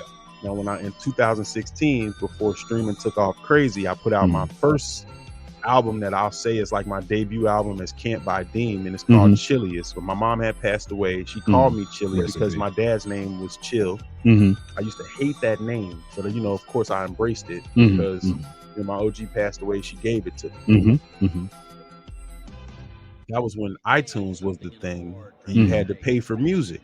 Before the album came out, I'd already made $750 on pre-sales. Nice. And then when the album came out, I made several thousands more dollars. Nice. You know what I'm saying? And my shit didn't go nowhere near gold or platinum or none of that shit. But just off my, you know, 500 fans, my 600 fans, I made several $1,000s off that album. I've not made several $1,000s off. I mean, I sold merch and all this other shit and made money off that too. I make money as Cantbuydeem every year. I sell merch, sell fucking graphics, whatever, you know what I'm saying? All these other different things to make the ends meet. But I've not made several $1,000s off a project of just the music since 2016. You think we could ever go back? I think we on our way back. I think niggas tired of that shit. I think niggas tired of that shit. I'm supposed to pay $40 an hour for studio time, $20 an hour for the service that puts all your links together so people know where to follow you. $150 for the photo shoot, $350 for the video shoot, then pay for all my merch out of pocket. You know what I'm saying? And then put $2,500 in the PR person's hand just so people could know who I am and I can get interviews and shit. And then you want to give me back half a penny per stream. You know what I'm saying? I feel like I say it a lot. Eat a Frank. We're at rock bottom. There's no place to go but up. The thing that I wonder though is who's going to invent a way to play something physically. Like there's music, there are little album cards. You put your business card, you put a little thumb drive on there, you plug it in, you can play it on your computer. How you gonna put that in your phone? Like, you know, there's so many phones that don't have the same jacks. You heard the I forget what it's called. I think it's the NF. It's not the NFT. It's some kind of tag, right? And I seen niggas with it. I think Chance was one of the first niggas I seen with it, where you just tap it on your phone and the shit like pop up, like, you know what I'm saying? Like, you ever heard of like Popple? It's like a business card, where like if I left my wallet in the car, but if I tap the back of your non-fucking flip phone with it, my whole contact shit would pop up. You can do that with music too, where you like, hey, you ain't heard my album, fam? Yo, let me see your phone. Bow. Tap the back of their phone. Your album just pop up on there. But then how you make money off of it? Save it or download it. I mean, I don't know. I don't know how to make money off of it. I mean, you just gave it to them so that they can listen to it. You know what I'm saying? Spreads the word. It spreads the word. But I guess the way that you would make money off of it is it has all of the links in there. So, you know, maybe they could buy it off Bandcamp, stream it on one of the services that pay well, like Tidal or YouTube. Music, you know. I feel like we need to go back to selling albums out of the trunk. Man, I'm about to. That's why I said I sold the deal. If I had CDs and tapes, bro, and that was, you know, I sold those, and that went very, very, very well, man. You know what I'm saying? And I'm about to. I wouldn't have thought that many people had CD players. I think, bro, I made sure that the album artwork and the booklet and the CD itself, the actual package, was like a work of art. So like, even if you never own a CD player, you just want this motherfucker because it's cold. You know what I'm saying? I did the same thing with the tape. The tape cover was different than the CD cover, so you could get both. You know what I'm saying? That old school packaging. I used to take CDs, take the little plastic bit out, flip the art around. If there was art on the inside, now I got a whole new CD cover. Exactly, bro. Y'all kids don't know. And I made it like that. Like the CDs I was used to listening to, with the lyrics in there and the credits in there and all that shit, bro. Liner notes. You know what I'm saying? I did that. So, you know, the heads gonna fuck with that, bro. For sure. You know what I'm saying? That was the secret for me. And then right now I'm trying to figure out this vinyl game. It's either that or me and Theezy just gonna have to buy 100 of them hoes. You know what I'm saying? But I'm trying to figure out just what the other options are, because I just don't and then it's not as many as it used to. I don't know what's up with that. I'm trying to figure that out, because I'm definitely making physical copies of this project. We need to go back to physical. I wish I could have made the tape version of Reality Raps, man. You still can, right? I still can. I got a dope. I mean, it's mine. I own it, and I got the dope ass design for it. You know what I'm saying? To make it look like a Bible type shit. Nice. For sure. Well, tell people where they can find your music, your merch, your marketing services, features. Am I missing anything? Clothing. I made this jacket right here. You feel me? This jacket right here. Hold on. Now, I don't know how much I can spin around. I gotta see the back. Hold on, wait. See the back. George Bush, Donald Trump, Ronald Reagan lined up like Mo, Larry, and Curly, all popped in the noggin. Man, I got the three jacket. Horsemen. You know what I'm saying? I made this hat right here. This hat is for sale. This is the second version of this jacket. The other one was in color. You know what I'm saying? Okay. I got these joints right here. You feel me? Nice. You know what I'm saying? Nice. But you can find all of that on moneycant.com. MONEYCANT.com. You go straight to the source. Or if you want to fuck around on Instagram or Tidal or wherever else, it's just Cantbuydeem. CANTBUYDEEM. You know what I'm saying? On literally everything, including Cash App and Venmo. You feel me? There you go. You said we talked last time you were on the show about how the first thing that hooked me into your music was your name. Yeah. Cantbuydeem. Because there's so many people willing to. When I was a kid, there was this thing called a sellout. Yeah. You don't call people sellouts no more. Selling out is the goal. Everybody wants rap to be their starter business. Yeah, selling out is definitely the goal. Niggas like, he making money though. It's like, yeah, but he just tongue kissed his brother on IG for 1 million views. Like, he getting his money though. Yeah, nah, nigga, I don't care. Yeah. I want to be able to look myself in the mirror with the money. You said that in college you had messaging like that on your door. Yeah. What sparked that? Was that just experience? Was that just, when did you get to the point where you were like, this money really don't mean that much of shit? I met a lot of rich people. I met a lot of rich people, and I didn't like, they'll kill it, respect like their lives or the things that they were doing with the money or the way that they were living. Like, for sure, niggas like, you know what I'm saying, got all this shit going on. Like, they 16 with a Porsche and a movie theater in their basement, and they just in their room eating pizza bagels, jerking off. Like, you know what I'm saying, and still a fucking loser, or like, you know what I'm saying? Like, so like, I talk to people, you know what I'm saying? I had a job as a caddy for a very short amount of time, and I remember this rich nigga when whatever the waitress is walked away, she was nice, you know what I'm saying? She had a white girl booty, you know what I'm saying? Not impressive to us. Pancake. But the nigga was like, ooh, ass like a 10-year-old boy. Like, I'm just like, these rich niggas are fucking disgusting. You know what I'm saying? Are you saying? And like the other men there just like, you know, like laughed it off. Like, just like, you know what I'm saying? I started meeting a lot of rich people, bro. And I'm just like, oh, y'all ain't shit. You not only are you not shit, but like, life is like high school. There's the one nigga that everybody like gathers around, or the one lady that everybody like gathers around. And some of y'all are just like literally flunkies. So it's like, you are a millionaire because this nigga's multi-millionaire. You just be sucking his dick all day. You know what I'm saying? Figuratively speaking. You know what I'm saying? Nigga could just throw a bottle of water in your face and you just going, you're so funny, John. You know what I'm saying? Just to make sure you don't miss out on the bread. Like, and I just like, I can't do that. I can't do that. Money can't be your personality. No. You know, another thing is money is fucking up the gene pool. Oh, man. I say that a lot. It's like, Can you elaborate? This pimply dude, 5'3", can't run 3 sidewalk blocks, drives a nice car, flashes some money, can take you for a $300 dinner. Now you pregnant by it. Now you about to make one of them. But you ain't got no money.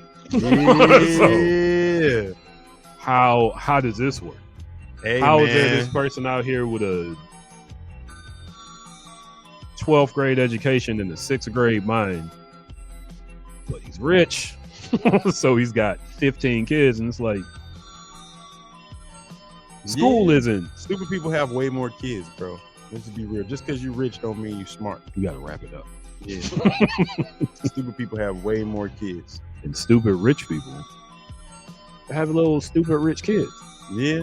You can be or even if you got rich from some shit that's like, let's just say like you were like Maya Angelou never passed away, right? And she had like 5 kids. You know what I'm saying? Right now, she was still out here being a philanthropist and doing all this. 2 of her kids would be like, oh my God, my mom is the greatest, and I want to follow in her footsteps and be a philanthropist. The other 2 are tired of getting dragged to all of this shit and are like, fuck this shit. I'm gonna be the exact opposite of this. And then the other one is just sitting on his ass, pissing away the money because he can. And because if you're that busy and that successful, you don't have the oversight to make sure all 5 of these people are for sure.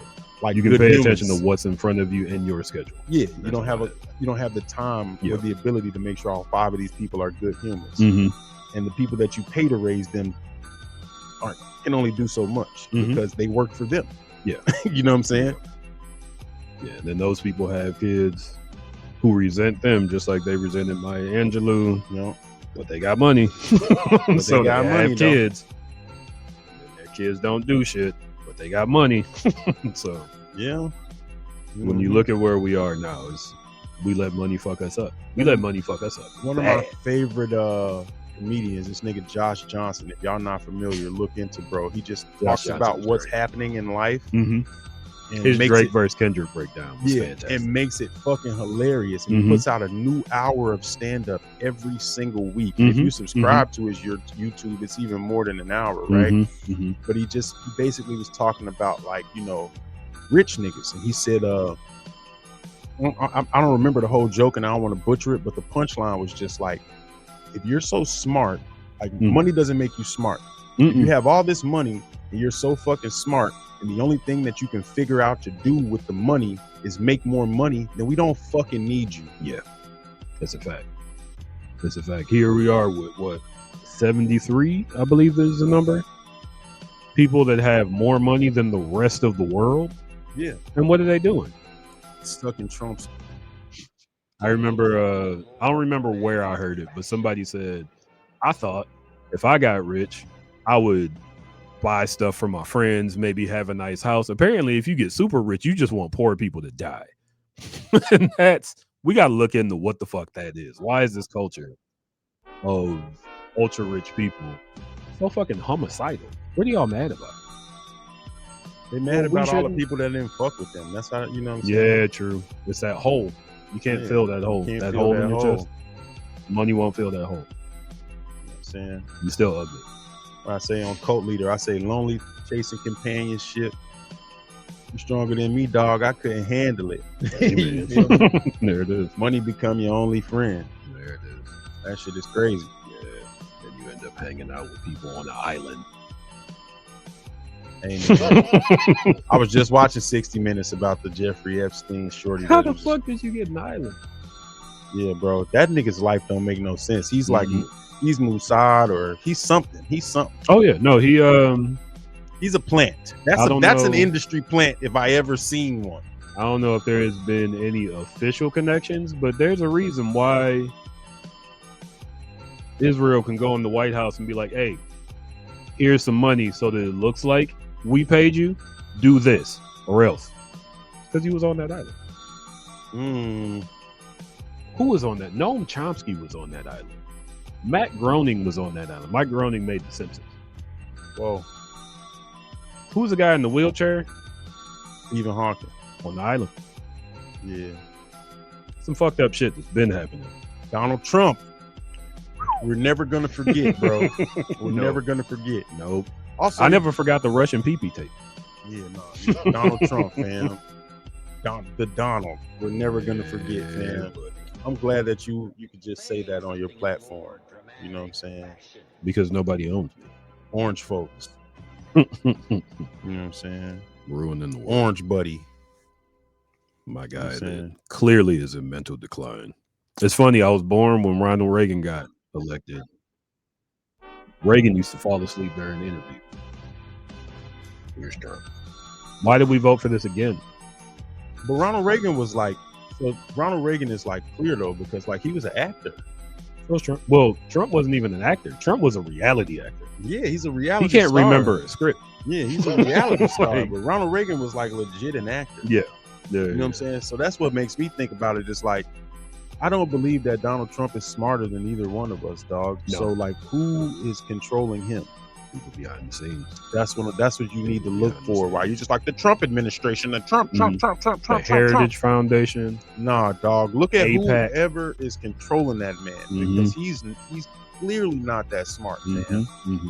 Clearly not that smart. And people are like, how do you know he's not that smart? He's the president of the United States. Maybe he's putting on the rules. You think he's been putting on the rules since the fucking 80s, fam? I'm saying. Come on, dog. Before That is politics was even known, he's a dumb piece of shit. But he's rich. Yeah. You know what else he has? A bunch of kids. It's fucking up the gene pool, left and right. I hope his son turns out better than him. I hope anybody turns out better. There's got to be at least one of them that's like, fuck this. Yeah. At least one. I hope it's his daughter. The one that he's made iffy comments about since she was an infant. You don't hate him yet? Like, come on. Nasty man. What She might be the hell Stephanie is this? McMahon with it. You know Speaking of fucked up. She might be Stephanie McMahon with it and just being like, my dad did it, so it's okay. Hey, You listen. know? Might be Ghislaine Maxwell with it. You feel me? You never know, fam. Sitting in minimum security prison. I'm just saying, like, some of It's these people just don't. I'm not gonna hang myself. I got the list. Some people Right. perpetuate Oh, yeah. whatever happened to them. Yeah, They just lots of people. do it. Like, they're Lots just of like, people. this is how the world is. This is the life I know. So Mhm. this is what I'm out here living. They don't go like, this is wrong and this should never happen to Mhm. anyone. They go like, this is the way of the world. Yeah. What do you mean? Yeah. You know what I'm saying? Shout out to everybody actually dealing with their trauma and not projecting it on other people. Shout out to y'all, man. Also, I do want to say that we do a men's circle every other month for all of my brothers who think that you're weak for talking about your feelings. You know what I'm saying? I was with Reality Raps trying to convince people to sign up for therapy. We got a good 87 people to at least start the process. You know what I'm saying? I had an 88th person. I kept following up with them to see if they were going to sign up. And after that got like a little tedious for me because I'm my own manager. I'm mostly my team for the most part. So there's no way I'm keeping up with 88 people to a certain extent. I'm like, well, I'm just taking these niggas' word for it that they did it now and just saying this number. So how do I get people to really show up? So we're doing a men's circle every other month. We started it this year on Father's Day. So, we did, and the next one is in December. Still deciding the date right now. But just come. You got the location? Get some things off your chest. The next one is going to be, we started in the Inglewood with Inglewood Branded. Shout out to Corey from Inglewood Branded, but he wanted to take a break because he works too hard. So we started doing it at Healthy Hood. But I'm thriving to get it back in Inglewood, and I just got a promising contact that is probably going to allow me to do that. So I don't want to give the location just yet. Tap in, man. Cantbuydeem.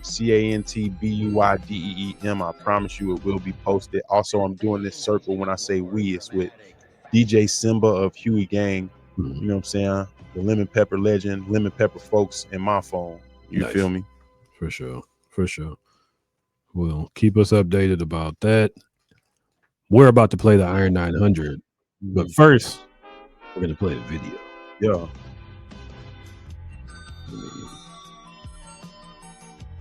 This is the first beat I made when I was like, oh, right, I can do this. This one? Like, shit, this ain't bad. That was my attempt to sound like Alchemist. I'm like, yo, this shit sound like Hey, I can hear currency on that motherfucker right now. there you go. Hey, yo, spoilers. We are going to play. We got Numb. We got Popeyes. Let's go for Popeyes. Popeyes. Actually, you know what? Let's go for Numb, man. I feel like that's gonna relate to some people right now. It's a little bit more melodic. You play Popeyes all the time on here. For sure. Let's give them a little Numb pause. We're gonna play Numb by Cantbuydeem, and we'll be back with these cards. Let me not show you these cards. Yeah, I'm gonna have to go On the crazy Iron on my 900. boy real quick. Ooh. I saw one of your cards. Ooh. Yeah. Ooh.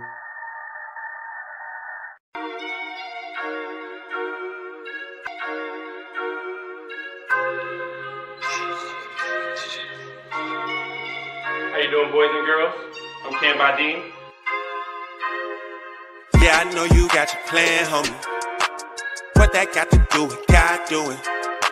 Shit is spiral out all crazy. I've been feeling real numb to it. All these scars, baby, I done lost Tally. I done lost Alice, lost Trisha, lost Tammy, lost Granny. Keep my ice real cold and my heart so callous. Talking fly about the pain, cause I still shine through it. I've been feeling numb. I've been feeling numb. I've been feeling numb. I've been feeling real numb to it. Don't get me wrong, I be counting my blessings. Like how I roll a big fat blunt that calm stresses. If you want it, I can get it. Yeah, my line stay bustin'. I've been getting out of town, money consistent. Everything better, but some still missing. Got a lot of past pain, I can't undo it. I've been feeling numb. I've been feeling real numb to it. I've been feeling numb. I've been feeling real numb. I've been feeling numb. I've been feeling real numb to it. Got a bad thing all on my Dino, but I'm like, your nigga got your chain with all boogers. Baby, I ain't barely buying me nothing. I just fuck you how the porn looking. Plus I got a tag team combo on speed dial. You gon' have to offer me something but pussy. I feel like I get enough. Lately I've been feeling numb. I've been feeling numb to it. I've been feeling real numb. I've been feeling numb to it. I've been feeling real numb. I know you got your plan, homie. What that got to do with God doing? Shit is spiral out all crazy. I've been feeling real numb to it.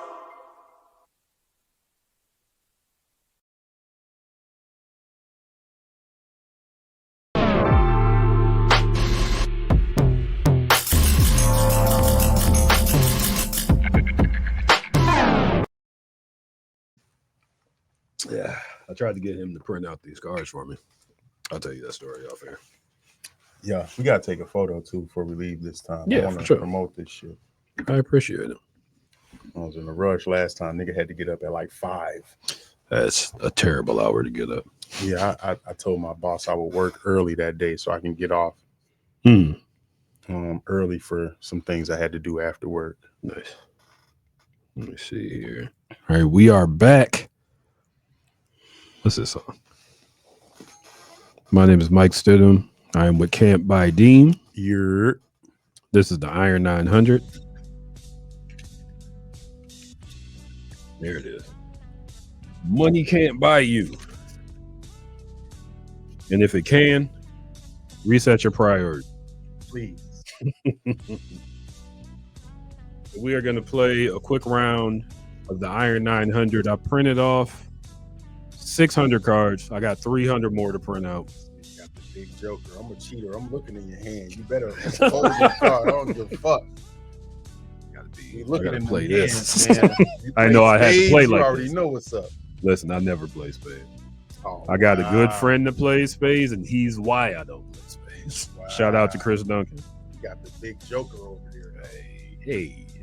Best rapper of all time in this deck, man. You talking about Lil Bow Wow? Okay, this what we doing? This how we coming?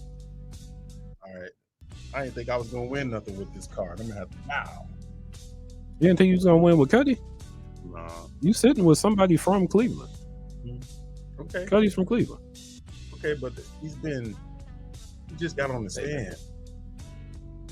What, against Puffy? Yeah. Puffy tried to blow up his car. It's hard for me to go against the Clevelander. All I'm gonna say is Kid Cudi, Day and Night. I remember I listened to that song for 2 days straight the first time I heard it. I maybe played like 2 or 3 other songs in between that. I wasn't For on sure. nothing. I just was like, this shit is cold. Who is this nigga? And then For the sure. music was about like emotion and all of these things that niggas don't talk about. Absolutely. Love that, man. Word of Mouth was the first CD I bought with my own money, and then my mom made me get the Little Bow Wow album at the time because That's she was funny. the same age as me. Yeah. And I really did rock with the album, you know what I'm saying? But, I'm gonna have to go Cudi over Bow Wow just because like I still listen to Cudi all the time, and Bow Wow didn't write a single one of those words. He did not. Shout out to Jermaine Dupri. Shout out to What about Jermaine? Jermaine doesn't get the credit he deserves At all, bro. This nigga's a fucking monster. Not a forget legend. Like there's another word over legend because it's like Puffy's a legend. Puffy didn't make the beats, write the songs. Puffy ain't do none of it. Puffy paid for it. Yeah. And was in the studio. Yeah. Wrestling with it. You know what I'm saying? Even Jay-Z's like he's like, that's like my holy grail right there. He didn't make the beat. You know what I'm saying? But Jermaine Dupri, all of it. And for other people. And rap and R&B. What you want to do?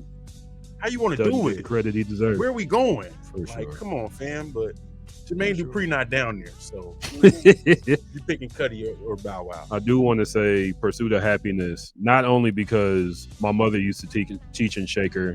I do believe at some point she was Kid Cudi's school psychologist. Oh man. Pursuit of Happiness. If I am not feeling good about my actual artistic pursuits, I can put on Pursuit of Happiness, cry it out, and get back to doing what I do. So it sounds like you're picking Cudi. I'm picking. Okay, I'll take that book.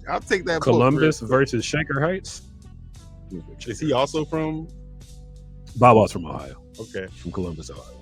Not Cleveland. Not Cleveland though. Okay.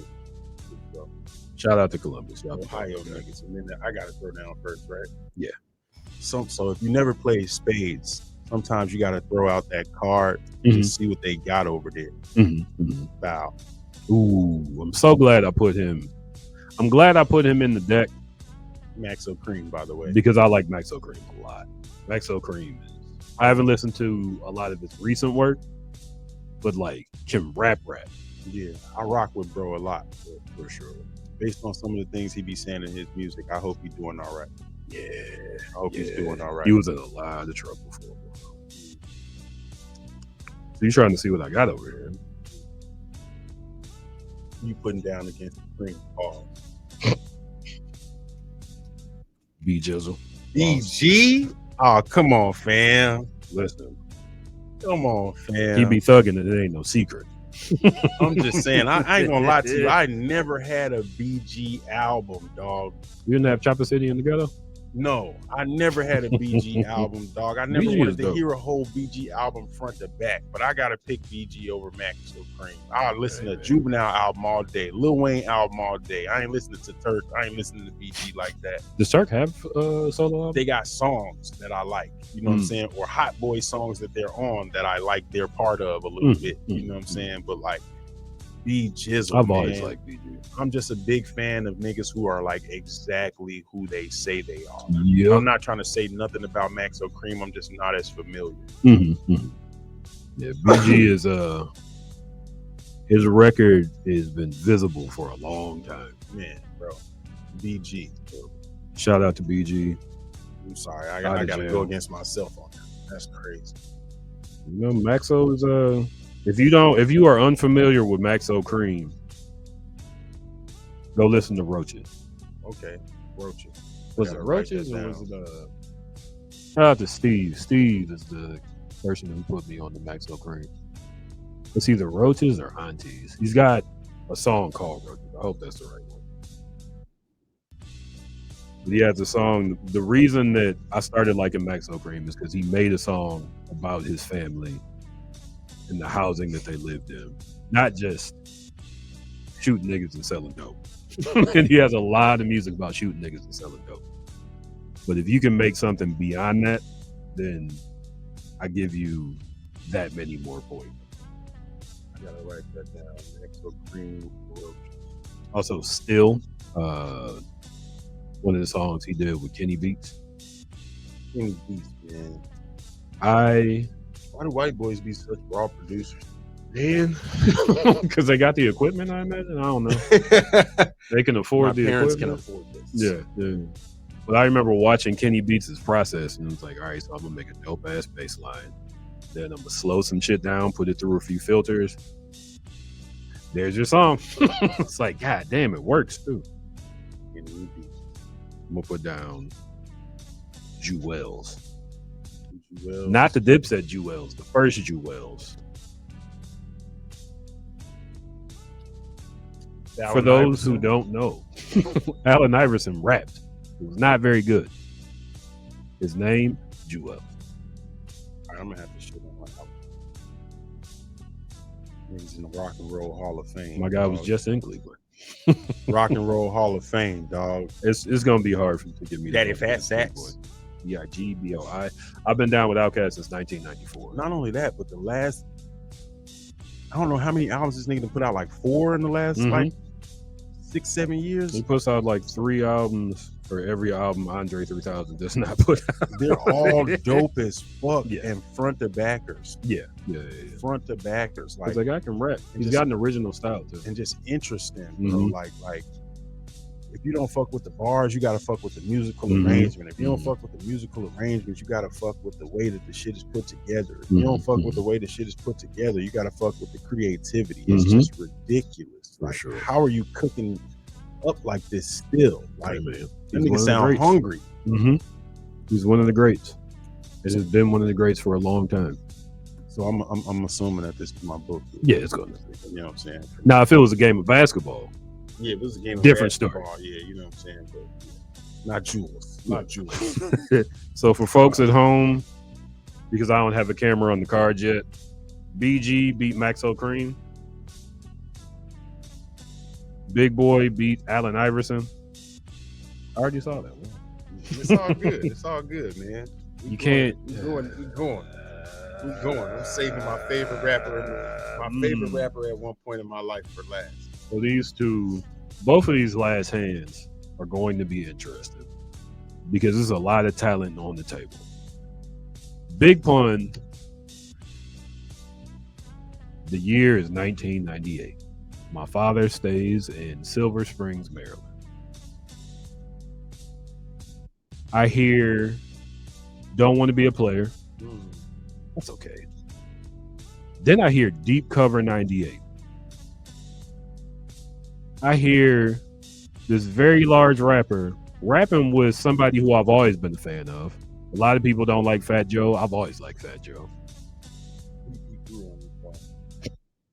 Dead in the middle of Little Italy, little did we know that we riddled to middlemen who didn't do diddly. And when I heard that over one of my favorite beats of all time, and this is still true, Deep Cover is one of the best beats ever made.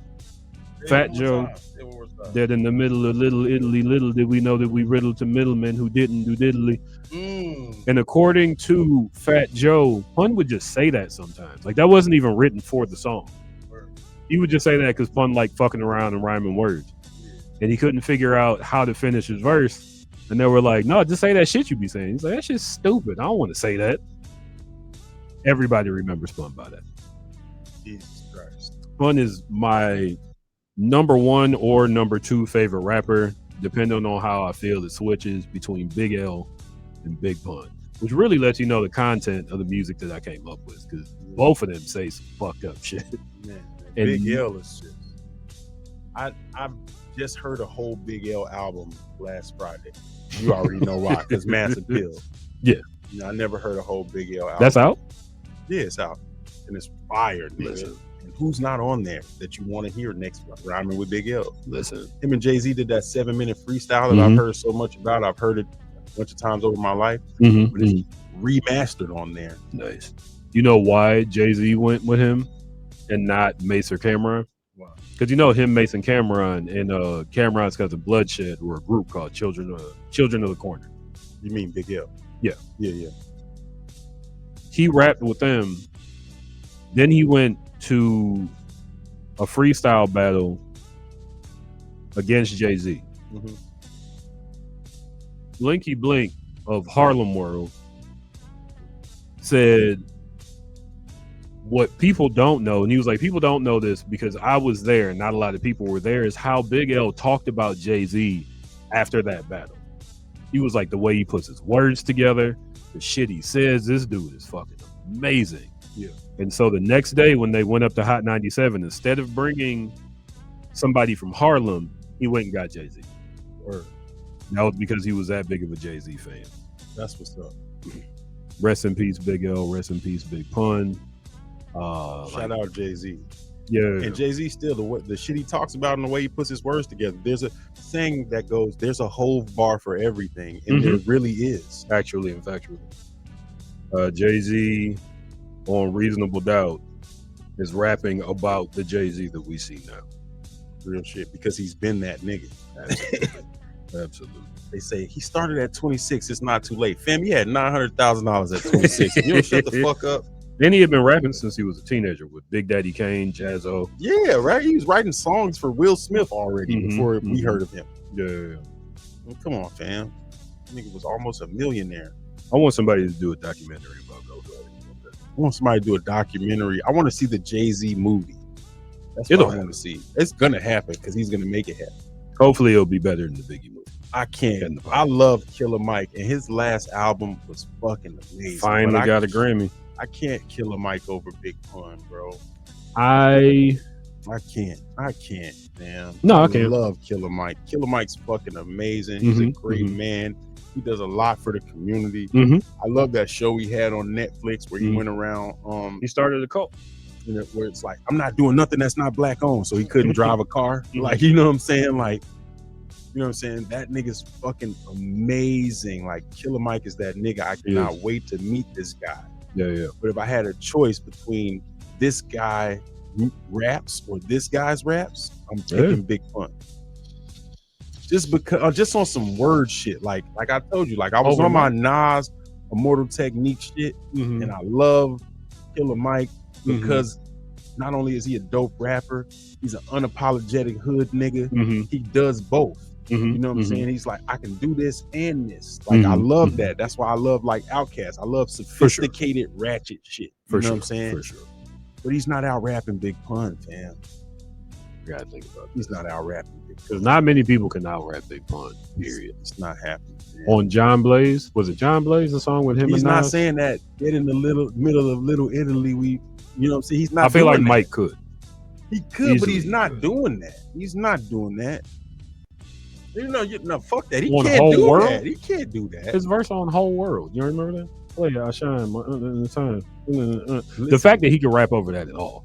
Yeah, that number is one. Crazy. But Killer Mike is fire. Don't get me wrong, bro. He's one of the greatest rappers ever, and I'm so happy he has a Grammy. He should have like 10 platinum albums, or however many albums he have. All of them shit should be platinum. He's got way more music than Big Pun. He was signed with T.I. He has way more music than Big Pun. But I listen to the same Big Pun song 100 times. That first album was. I listen to the same Big Pun song 100 times if you give me a choice between that or Killer Mike's discography. That's on some like, I love like alien rappers. Like he's an alien, like Lupe Fiasco or like Pharoah Monch or some shit. Like he's an alien. You don't do what he does.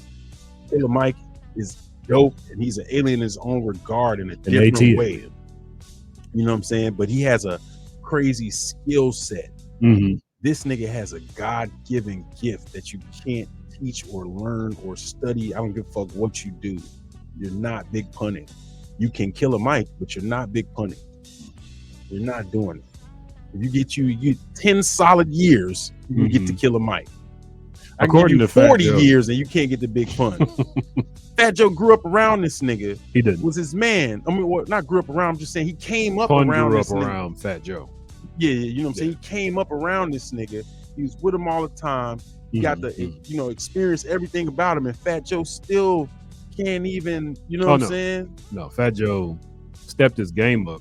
Yeah, he's a way better rapper now. I love Jose. It's kind of hard not to kill niggas, like a full-time job not to kill niggas. Whatever album that is, that's my favorite Fat Joe album. Except for that song he got on there about the girl being 16. Rap was different. And remember in Belly, DMX got his dick sucked by a 16-year-old. I am remember never going to say that this was okay. I remember But when I was in high school, the best looking girls in my class in always 10th got picked grade, up by an older nigga. niggas in their 20s. Same thing. In my grammar school, the best looking girl in my grammar, there's the girl that everybody was like, she's the it girl. She's like a cheerleader and all this shit. And there was the girl that was actually the finest one. Her boyfriend was like 16. Yep. Yep. And he had a car and sold drugs. And she came to school with gold chains on and shit. It's always the ones that sell drugs. Yeah, Not to say everybody. I'm just saying, bro. Like, But big pun, Dan. Big pun.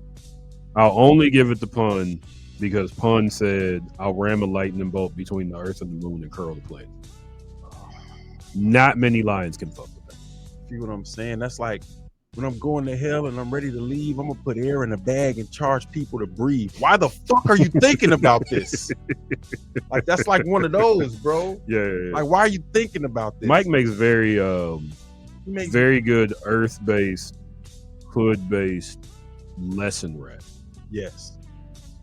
One was a reckless human being. Fat Joe was like, I think it was Charlemagne that was like, if Pun was still around, where do you think he would be? And Joe was like, jail? Pun was fucking crazy. Ain't no way he just stayed out of jail. Insanity. Prodigy said in his book, he went to Pun's house. Prodigy used to keep a gun in his engine. I don't know how this worked. Left it in the car. Pun said, or maybe he sat at the table and saw a gun and he was like, oh, that's my gun. Hey, Cuban, show Prodigy your gun. Pull the gun out. You know, this is Terror Squad. There's like 18 people in the room. Hey, so-and-so, show P your gun. P, where's your gun? And P was like, see? We done got you. Always carry your pistol with you. Pun is why on this show, sometimes I say, your favorite rapper might not be a good person. There are stories about Pun. They're not good person stories. Rest in peace. But when it comes to in order to be like lyrical in the hood, the way that the hood was back then, you couldn't just be like a nice guy or a good guy. Yeah. You couldn't, bro. Like, you could be a good guy to your people. Yeah. And you had to make sure nobody else even knew that. And that's what you hear people existed. say. That's what you hear people say. Oh no, he was always good to me. Yeah, you was his little man. But if you was not squad, that nigga was terrorizing the corner. Exactly. That's how you had to be, though. Yeah. You had to like hit somebody in the face with a lock so niggas would leave you alone. You know what I'm saying? Like, I had to drag a nigga down the street for niggas would be like, he just talk proper. He just weird. Like, you know what I'm saying? Like, it just wasn't happening. Yeah. Shout out to the strange shit we got to do for acceptance. You ever see that Dave Chappelle joke when he was talking about don't fuck with the one white dude in the crew?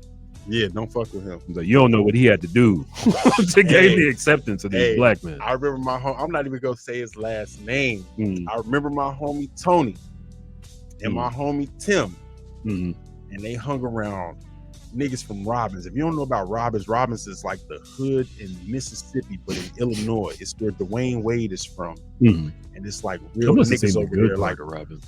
I remember one of the homies got shot in the head at 19 years old while he was walking down the street holding his son's hand. Damn. You know what I'm saying? And he was still in high school. He's a super senior, but he was the man out on the block. He used to pull up in Robbins, bro. Motherfuckers would put their hand in the window trying to sell you weed and they hand full of dime bags. Like, no, my dimes are fatter than his. And you just like let that happen for a minute. Some of them gonna fall on the floor. Yeah, for sure. You know what I'm saying? Like, bro, like Robbins is like not. That's funny. You know what I mean? Like, I forgot how I got there. How did I get to Robbins? We were talking about, you said somebody got shot in the head while they was holding his son's hand. Before that, we were talking about the nice guy friend that you know is fucking people up around your neighborhood. Oh, yeah. So Tony and Tim used to hang out with niggas from Robbins. And they were both, Tony's Italian. And I don't know what Tim was, but one of my favorite quotes from Tim was, will it cost 29 cents, bro? I gotta spend no money for these motherfuckers, bro. I ain't gotta spend no money. Like, will it cost 29 cents? Tony was, I remember Tony threw a radio out of car onto a car. Tony had the one hitter quitter. Mow. See, you can't get it. I grew up in the majority of my teen years were in the 90s. Yeah. If a white dude could fight, that's crazy. Because you couldn't get beat up by a white dude. In Cleveland Heights, Ohio, if you got beat up by a white boy, I still remember Raymond getting punched in the face by Yuri. You can't lose to a white dude because we don't forget. You was losing to Tony, bro. You was losing to Tony unless you had a pistol or a bat or something. And then if you had that bat, you better hope he don't take that motherfucker because he had a hell of a pain threshold also. Tony would have fucked Cleveland Heights up because everybody wouldn't be like, this motherfucker right pop. And he wore glasses. So you thought it was sweet. Tony had been beating our asses because nobody took white dudes as it. If you was white, we just assumed like, oh, he's not gonna fight you. Nah, yeah, I'm cool on Tony, man. I'm definitely glad that dude was my friend at the time. You know what I'm saying? Tony would have fucked shit up. Shout out to the only white dude in the old projects in Roberts, the only white dude. Like that shit is crazy. I can imagine driving by that and being like, nope. Yeah, like no. You don't understand. That shit is crazy, fam. They gave him a milk crate. No, that's insane. No, that's no. insane. Not niggas that don't even know him. Like, nah, he cool. I don't know why he's here, but I want to find out why. Tony was crazy, bro. That's fun. Cracking. That's fun. All right. So hold on, wait. I'll give it to fun. If y'all can't do math, that's 3 out of 5. But he got this last one. I ain't gonna lie. He got this last one. But do I? I don't know. This is my because I know who you got, and you know who I got. This is my favorite Nick. I just come on, man. Look, Ghostface. Come on, bro. Kendrick Lamar. The Bracelet, Supreme Clientele. Oh yeah. Everybody talk about Iron Man, but it's the second album for me because Iron Man just sound like a bunch of.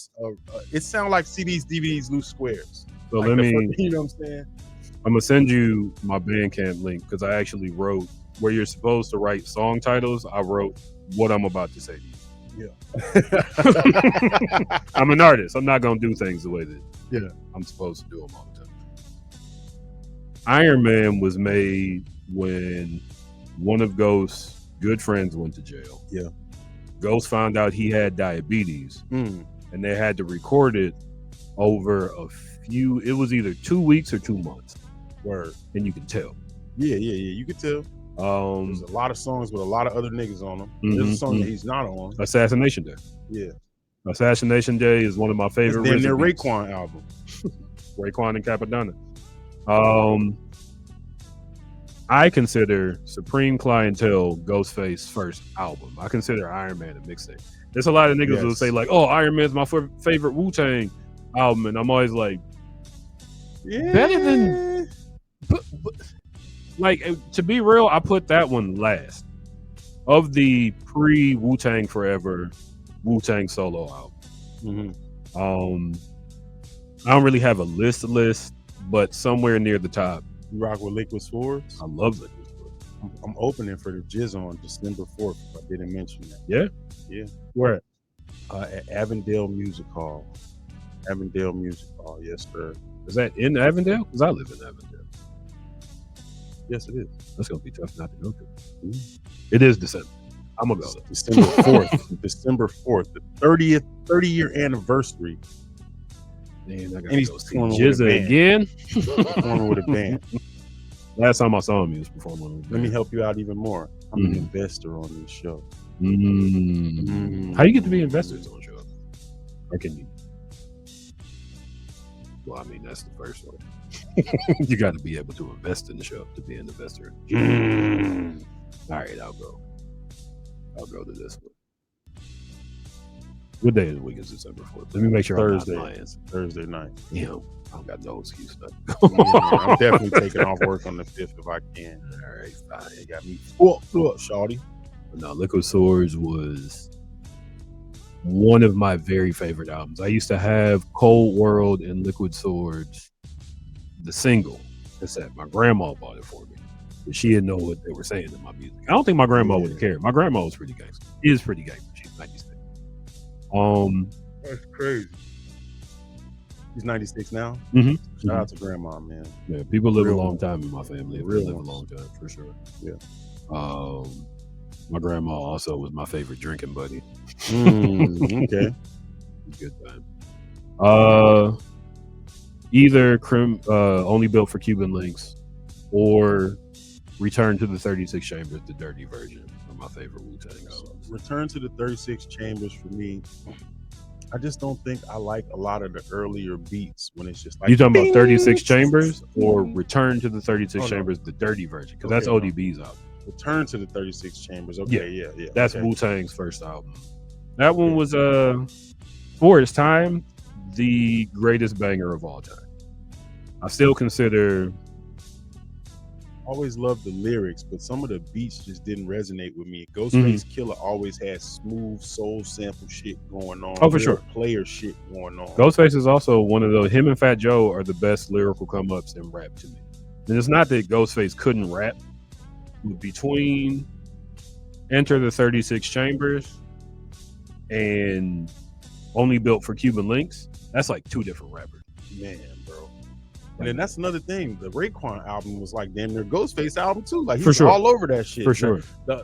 I can't pick a Raekwon album though, because now I know a lot of 5%ers, you know, and I know what it means, and I know what they were saying. But at the time, I'm like, what the fuck is this nigga talking about? Same here. You know what I'm saying? Here. Like, what is he talking about? I always understood Ghostface. Yeah, true.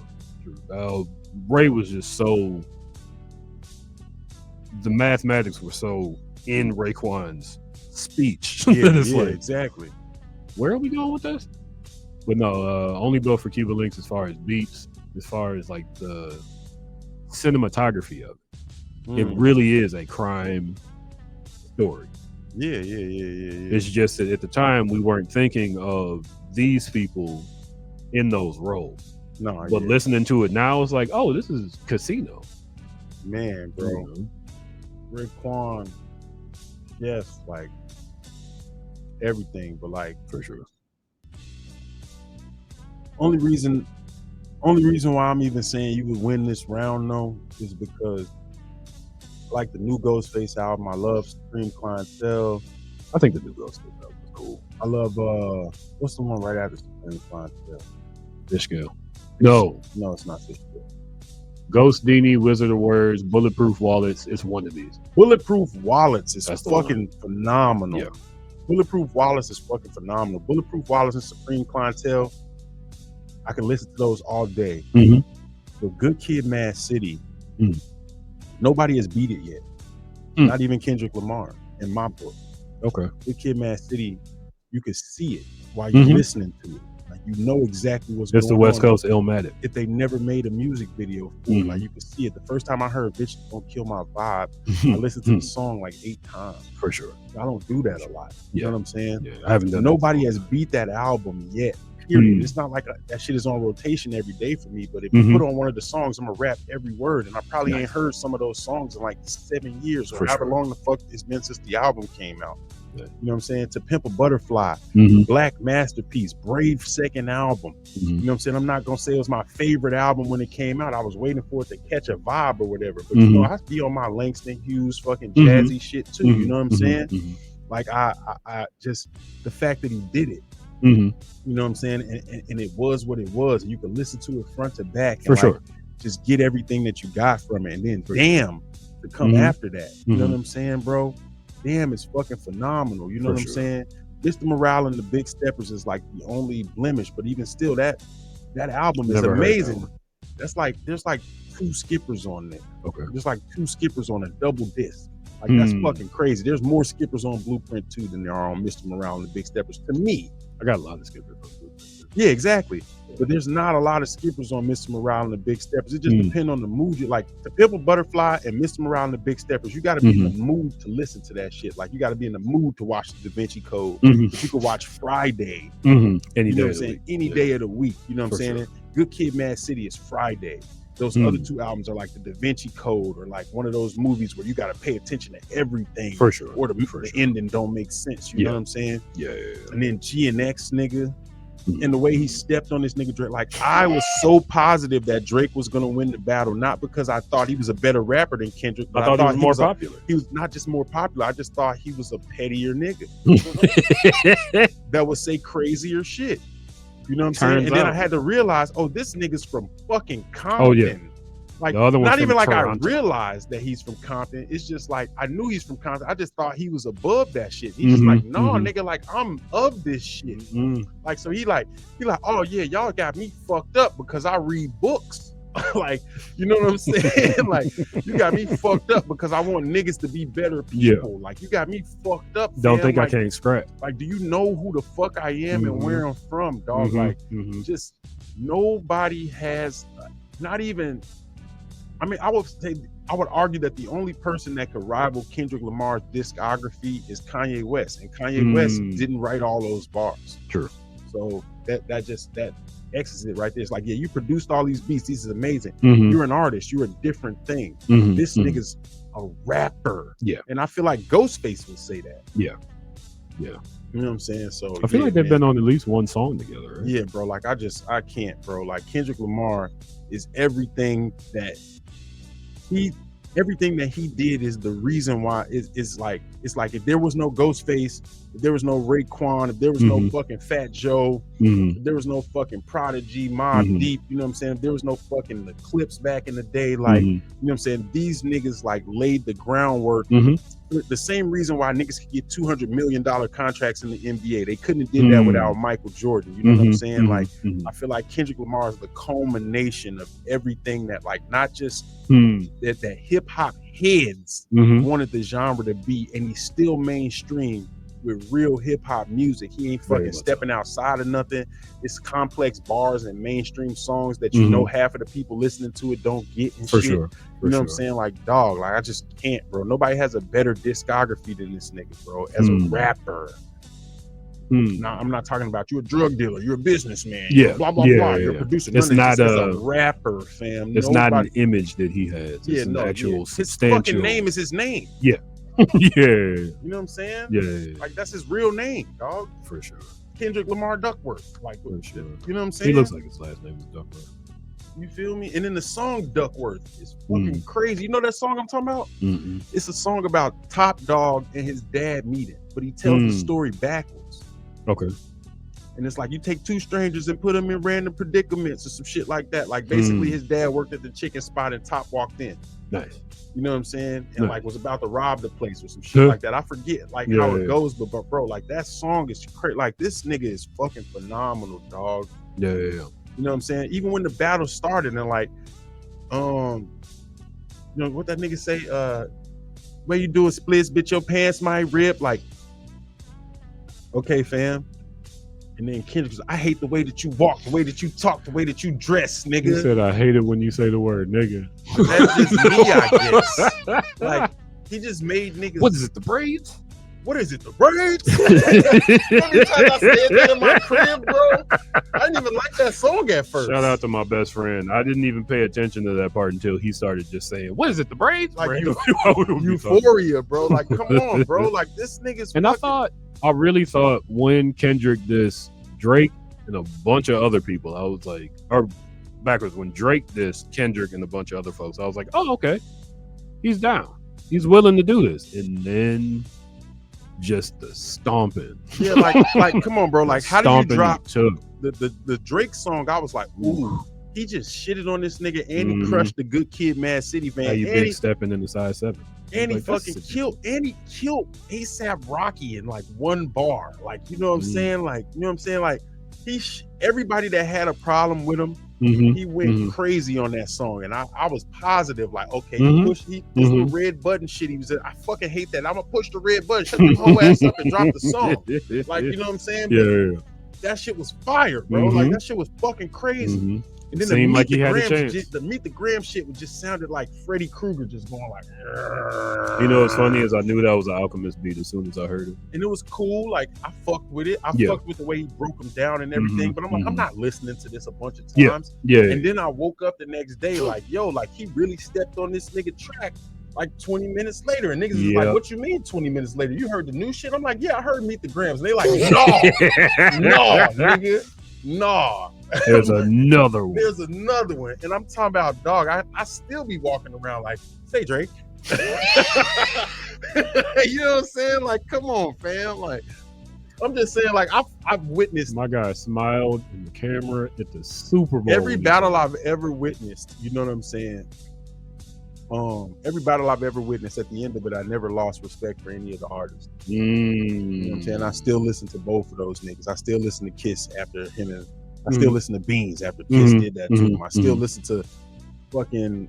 Well, I never listened to Benzino, and Eminem slaughtered that nigga. You know what I'm saying? Like I never listened to Benzino. I still listen. Not many good songs. He's got 2. I still listen to Ja Rule. You know what I'm saying? I still listen to Ja Rule. His first album was did dope. that to him. You know what I'm saying? I still listen to the old shit. You know what I'm saying? But like, it's hard for me to listen to Drake now.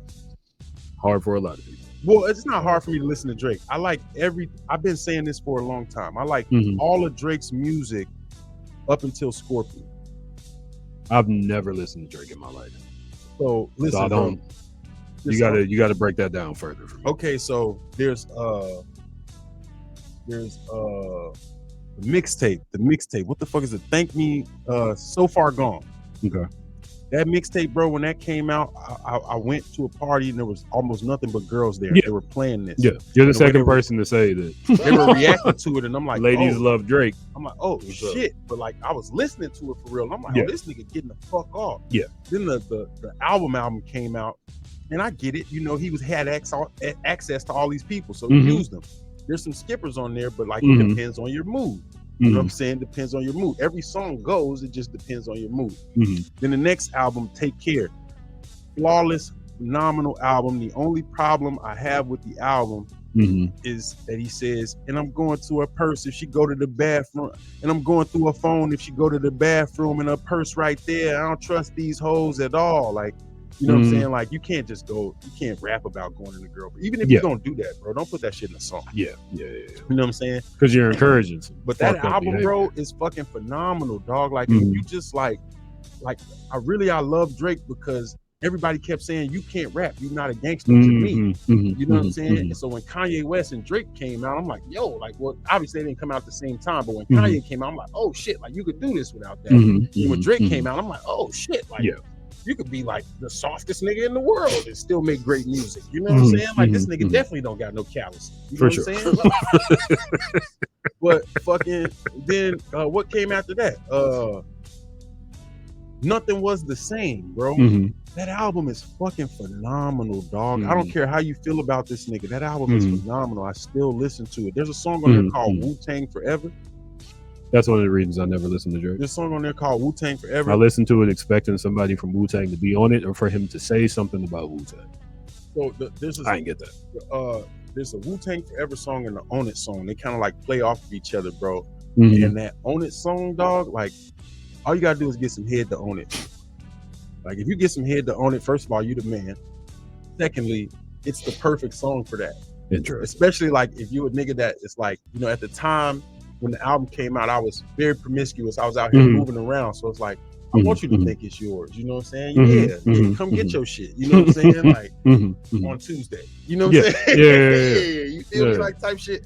Like, bro, the album is so fucking crazy, bro. Like, it's fucking ridiculous. Nobody has a run like this nigga, bro. And then the features and everything was crazy. He's really, really rapping. It's not about no tough shit. And he's making fucking bangers, like bangers, like billions and billions of streams, the 4 streams, millions of sales type shit, bro. You know what I'm saying? And then when a nigga tried him, he made a hit record about the nigga. Yeah. He made a hit record about the nigga. Fucking killed this nigga, bro. Like, you know what I'm saying? Singing on. Yeah, but I didn't think Meek Mill was that strong of a rapper anyway. He got Party Bacardi bars. You know what I'm saying? I mean, he's a fire. Don't get me wrong. I feel like he would kill me in a battle rap. You know what I'm saying? Or maybe some freestyle shit. But if I got to write, I feel like I could go. You know what I'm saying? Like, Drake fucking just amazing, bro. Even the Quentin Miller album, you know what I'm saying? But that's just like, okay, you're not a rapper now. You Beyonce. Yeah. You know what I'm saying? Yeah, like you Kanye West, nigga. You know what I'm saying? You might write for other people, but he wrote a lot of this shit. So like, as a rapper, you know, you can't do that. Yeah. You know what I'm saying? I still love that album. That album is fucking amazing, bro. And I still listen to that. I can listen to that album from front to back, dog. And then Scorpion came out, and he got shit on there like Mob Ties and talking about like, getting niggas touched and shit. And it's just like, dog, this is not you, fam. That was like the end of it for me. Or Views from the Six came out, and Views from the Six was a 50-50 album. Okay. Just half of it's good, half of it's not good. Gotcha. At least to me. Gotcha. You know what I'm saying? I don't know how other people feel. They played the whole album on the radio, on like several different radio stations with the profanity in it. I remember we met up at a nigga crib with hoes and bottles and everything because we knew this was happening. And like had a party listening to this shit, bro. Like that doesn't happen, fam. That doesn't happen, bro. Like Drake is one of the greatest niggas ever, dog. But Views from the Six came out like 8 years ago. You know what I'm saying? It's just been mid since then. Just mid. Just fucking mid since then. The last album, dog, there's 2 songs on there that I would like probably re-listen to. The album before that, there's literally only 2 songs on there that I like. You know what I'm saying? The album before that is with like a playlist. The best song had Young Thug on it. That was the one where he dropped like some ridiculous amount of songs. More Life playlist, it was called. His dad, the cover was just his dad as younger and shit. You know what I'm saying? Gotcha. But like, yeah, dog, you can't shit on The Run. You know what I'm saying? You can't shit on The Run, bro. You can't take it away. This is one of my favorite artists of all time, removing genre just because of what he was doing. And then this nigga made me not want to hear none of that shit, bro. I can't pick Ghostface over this dude, bro. I love Ghostface to death. Ghostface is the reason. Look at how I'm fucking dressed. Ghostface is the reason for some of this sauce right here, some of this swag, bro. Like, he definitely brought a new level of fashion. You know what I'm saying? Like, let's just be real. Like, you know what I'm saying? I wouldn't be wearing this or like just some of this shit, like all the fucking rings, like, you know what I'm saying? Just like some of the flashy shit. I got my face on money and then I put it on a big dumbass scarf and I wear like a babushka. That's fucking Ghostface, man. That's like that type of sauce, bro. Like, shout out to Dennis Cole. You know what I'm saying? Love Ghostface to death, dog. Love Ghostface to death. But like, I'm sure I feel like Ghostface would pick Kendrick Lamar. I mean, he's a cocky ass old school New York nigga, but I feel like not on a microphone or in front of a camera, he would do it. You know what I'm saying? Like, I gotta give you this one, bro. But I already won though. I got 3 out of 5. You know what I'm saying? If you do math. You did get 3. Hold on, let me I haven't put a word in about Ghostface. I respect Kendrick a lot. But Kendrick came out in a time where I wasn't as into hip hop as I had been when I was listening to Ghostface. And Ghostface, his reemergence on Only Built for Cuban Links. Inspector Deck gets a lot of credit about having the best openers in Wu-Tang. And he does. But Ghostface came out saying shit like, check out the rap kingpin, the Black Jesus. I knew a few niggas snicked coke. It called seizures.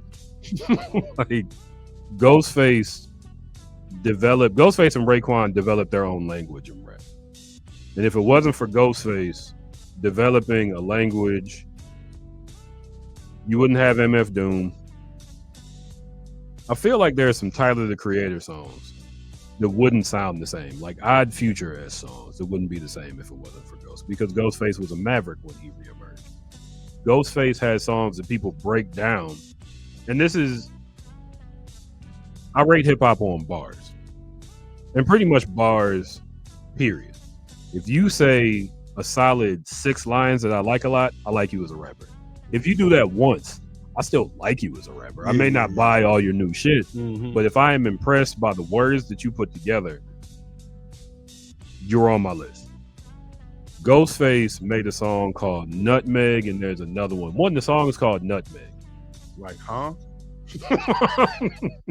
Are we baking cookies? The best I can tell you is Malcolm X used to smoke nutmeg in prison because it gets you high for a little while. Yeah. Maybe that was it. I don't know. People have done lyrical analysis of this song for years. Ghostface came out and said, none of that shit means anything. I was just saying. I just wanted to see how I could put words together. Yeah. And I feel like, to a degree, and mind you, this is the opposite of Kendrick. Ghostface is also a great storyteller. Shout out to Motherless Child. Shout out to his verse on Impossible. Ghostface can tell and because Ghostface has that type of voice where he can put oomph What's the On Carl certain Thomas words. joint? I never be the same again. Even that's a great story. Shout out to A Carl story Thomas. about getting done dirty Yeah, man. as a single. Didn't get a nigga back like that. That's the one with Neo. That's not Carl Ghostface Thomas? is that was Neo. Will I never be the same again? Unless he made two Wasn't songs with the better same subject. I'm not. Yeah, Neo wasn't out. I've heard that Neo one, wasn't out, bro. I was young. There was but no he made Neo. a song called "Back Like That," where basically he was like, "I know you're mad at me, but you fucked one of my friends. You don't get a nigga back like that." Yeah, no, that's not it. Yeah. Ghostface is foundational. I will also give it to Kendrick that he is foundational for people rapping now.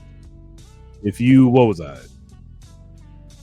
14 when I first heard Ghostface. 12. That's the one right there. There was no such thing as Neo at that time, and if it was, he was just a ghostwriter. That means Ghost has once or twice been through some shit. Hey, Then he'll rap about it. Ghost raps about whatever the fuck he goes through. dog. Ghost made a song about getting burnt. But then so did ODB. I guess he's just some niggas fucking without condoms. They was just That was just grimy niggas. Yeah, man. yeah. They was out here living foul. Shout out to Wu-Tang. Just being a collection of grimy intellectual niggas. I do want to say Ghostface is foundational. That does not take away from Kendrick being foundational. Yeah. Kendrick, I heard somebody say Kendrick brought back consciousness in rap. There wasn't a lot of conscious rap In the that was mainstream, getting a at lot of least. play. Yeah. It was, you could find somebody underground talking some shit, but when To Pimp a Butterfly came out, that was like, oh, And that's why I fuck with him Oh. so hard, because he told his life story. mhm, It was like Boys in the Hood mhm, audio book, mhm, mhm, but mhm, like for Cuba Gooding Jr. mhm. Like from that perspective of that character, Yeah. right? Like, yeah. you know what I'm saying? Like type shit, like the audio book, and like I Mhm. really relate to that because Mhm. I a lot of this shit I didn't want to do it. Like, you know what I'm saying? I Mm. just like it was like this is the way that shit goes around Yeah. here. Yeah, You know what I'm saying? Type shit. Like I relate to that so much. It just made me feel completely understood. for sure. Like, you know what I'm saying? Like as For a sure. as a man type shit. Like, oh, this is a lot of other niggas experience. Mhm, You know what I'm saying? mhm, Type mhm. shit. And but bro, like nobody's beating that. But then on fucking The Pimp a Butterfly to just be like, oh, y'all like all that smooth shit, huh? Hmm. Boom, nigga, Malcolm X, Martin Luther King. Read a book, nigga, Farrakhan, nigga. Be humble. Yeah. Sit down. Yeah. Farrakhan, nigga, what? Nigga, jazz, strings, Langston Hughes. Fuck is you talking about, nigga? There you go. You thought it was just motherfucking palm trees and shit. You know what I'm saying? Like, dude, that's a brave move, fam. It is. It For your is. second album after And a with confident all the move. sophomore jinx shit, Mhm, and to just pull it off confidently. for sure. On one of the For sure. videos, he just sitting in there screaming at himself, drinking. Mm-hmm. Like, come on, bro. For sure. For Like sure. real life shit. Like, come on, fam. Don Cheadle rapped this lyric. Dog. Come on, bro. Hotel Rwanda. Come on, fam. Great film. Sad story. Kendrick Lamar. Yeah, I'll give it. Wait, Kendrick is my card. Yeah. You got me on that one. But as I was saying, Two. I got two. you know what I'm saying? That's a good two. Big pun over Killer Mike. You see what I'm saying? Of course, Big Boy over Allen Iverson. It's a no-brainer. I also feel like Big Pun and Killer Mike. I'm gonna go home and think about that. And then Kid Cudi over Shad Moss. Shout out to Shot. Shout out to Shad, though. We got BG over Maxo Cream. If Had you to are from do the it. South, comment on this because I feel like Yeah, how y'all that's feel? another close one. How That's y'all another feel? close 'Cause I'm just not as familiar with Maxo Cream. one. And then Kendrick and Ghostface. Ghostface is that Tough one. nigga. Ghostface Nobody's is that wrong nigga. in this conversation. It's like, once again, Ghostface came out when I was super young. He was my Yeah. favorite rapper then. But a lot of that shit, I didn't understand what he was talking about. Hey man, it's because he wasn't talking about. And then when I went back and listened to his first album, like I listened to it like recently. Mhm. Motherless Mm. Child was dope. You know what I mean? Like Iron Man, I'm like, our niggas love this album so much. Like Supreme Clientele though, whew. I mean, I don't want to say Iron Man is not dope. It's not like it's Like I not said, dope. I made I'm a just whole saying beat it- tape it's not based like it's on the not content. dope. on I'm just Iron Man. saying like it's But not, it's not Supreme Clientele. Yeah, that's and for sure. it's also not like it's Time's version of a Good Kid, Mad City. Like it didn't make that splash. You know what I'm saying? True. Type shit. But yeah, Ghostface got a lot of albums, a lot of songs I fuck Mhm. with, and Shout out to honestly, Fishgale. part of the way that I dress is because I was a Ghostface Killer fan Listen. when I was young. Everybody, I remember. Shout out to Steve again. Steve said to me, "I feel like Dipset is Wu-Tang," and I was like, "That's fucking ridiculous." And then I thought about it and was like, "Dipset is Ray and Ghostface. Dipset isn't necessarily Wu-Tang, but it's Ray those and two, Ghost. those two Yeah. in all these different people. Because if it I feel wasn't like for there's them, definitely some Method Man and Cameron pause.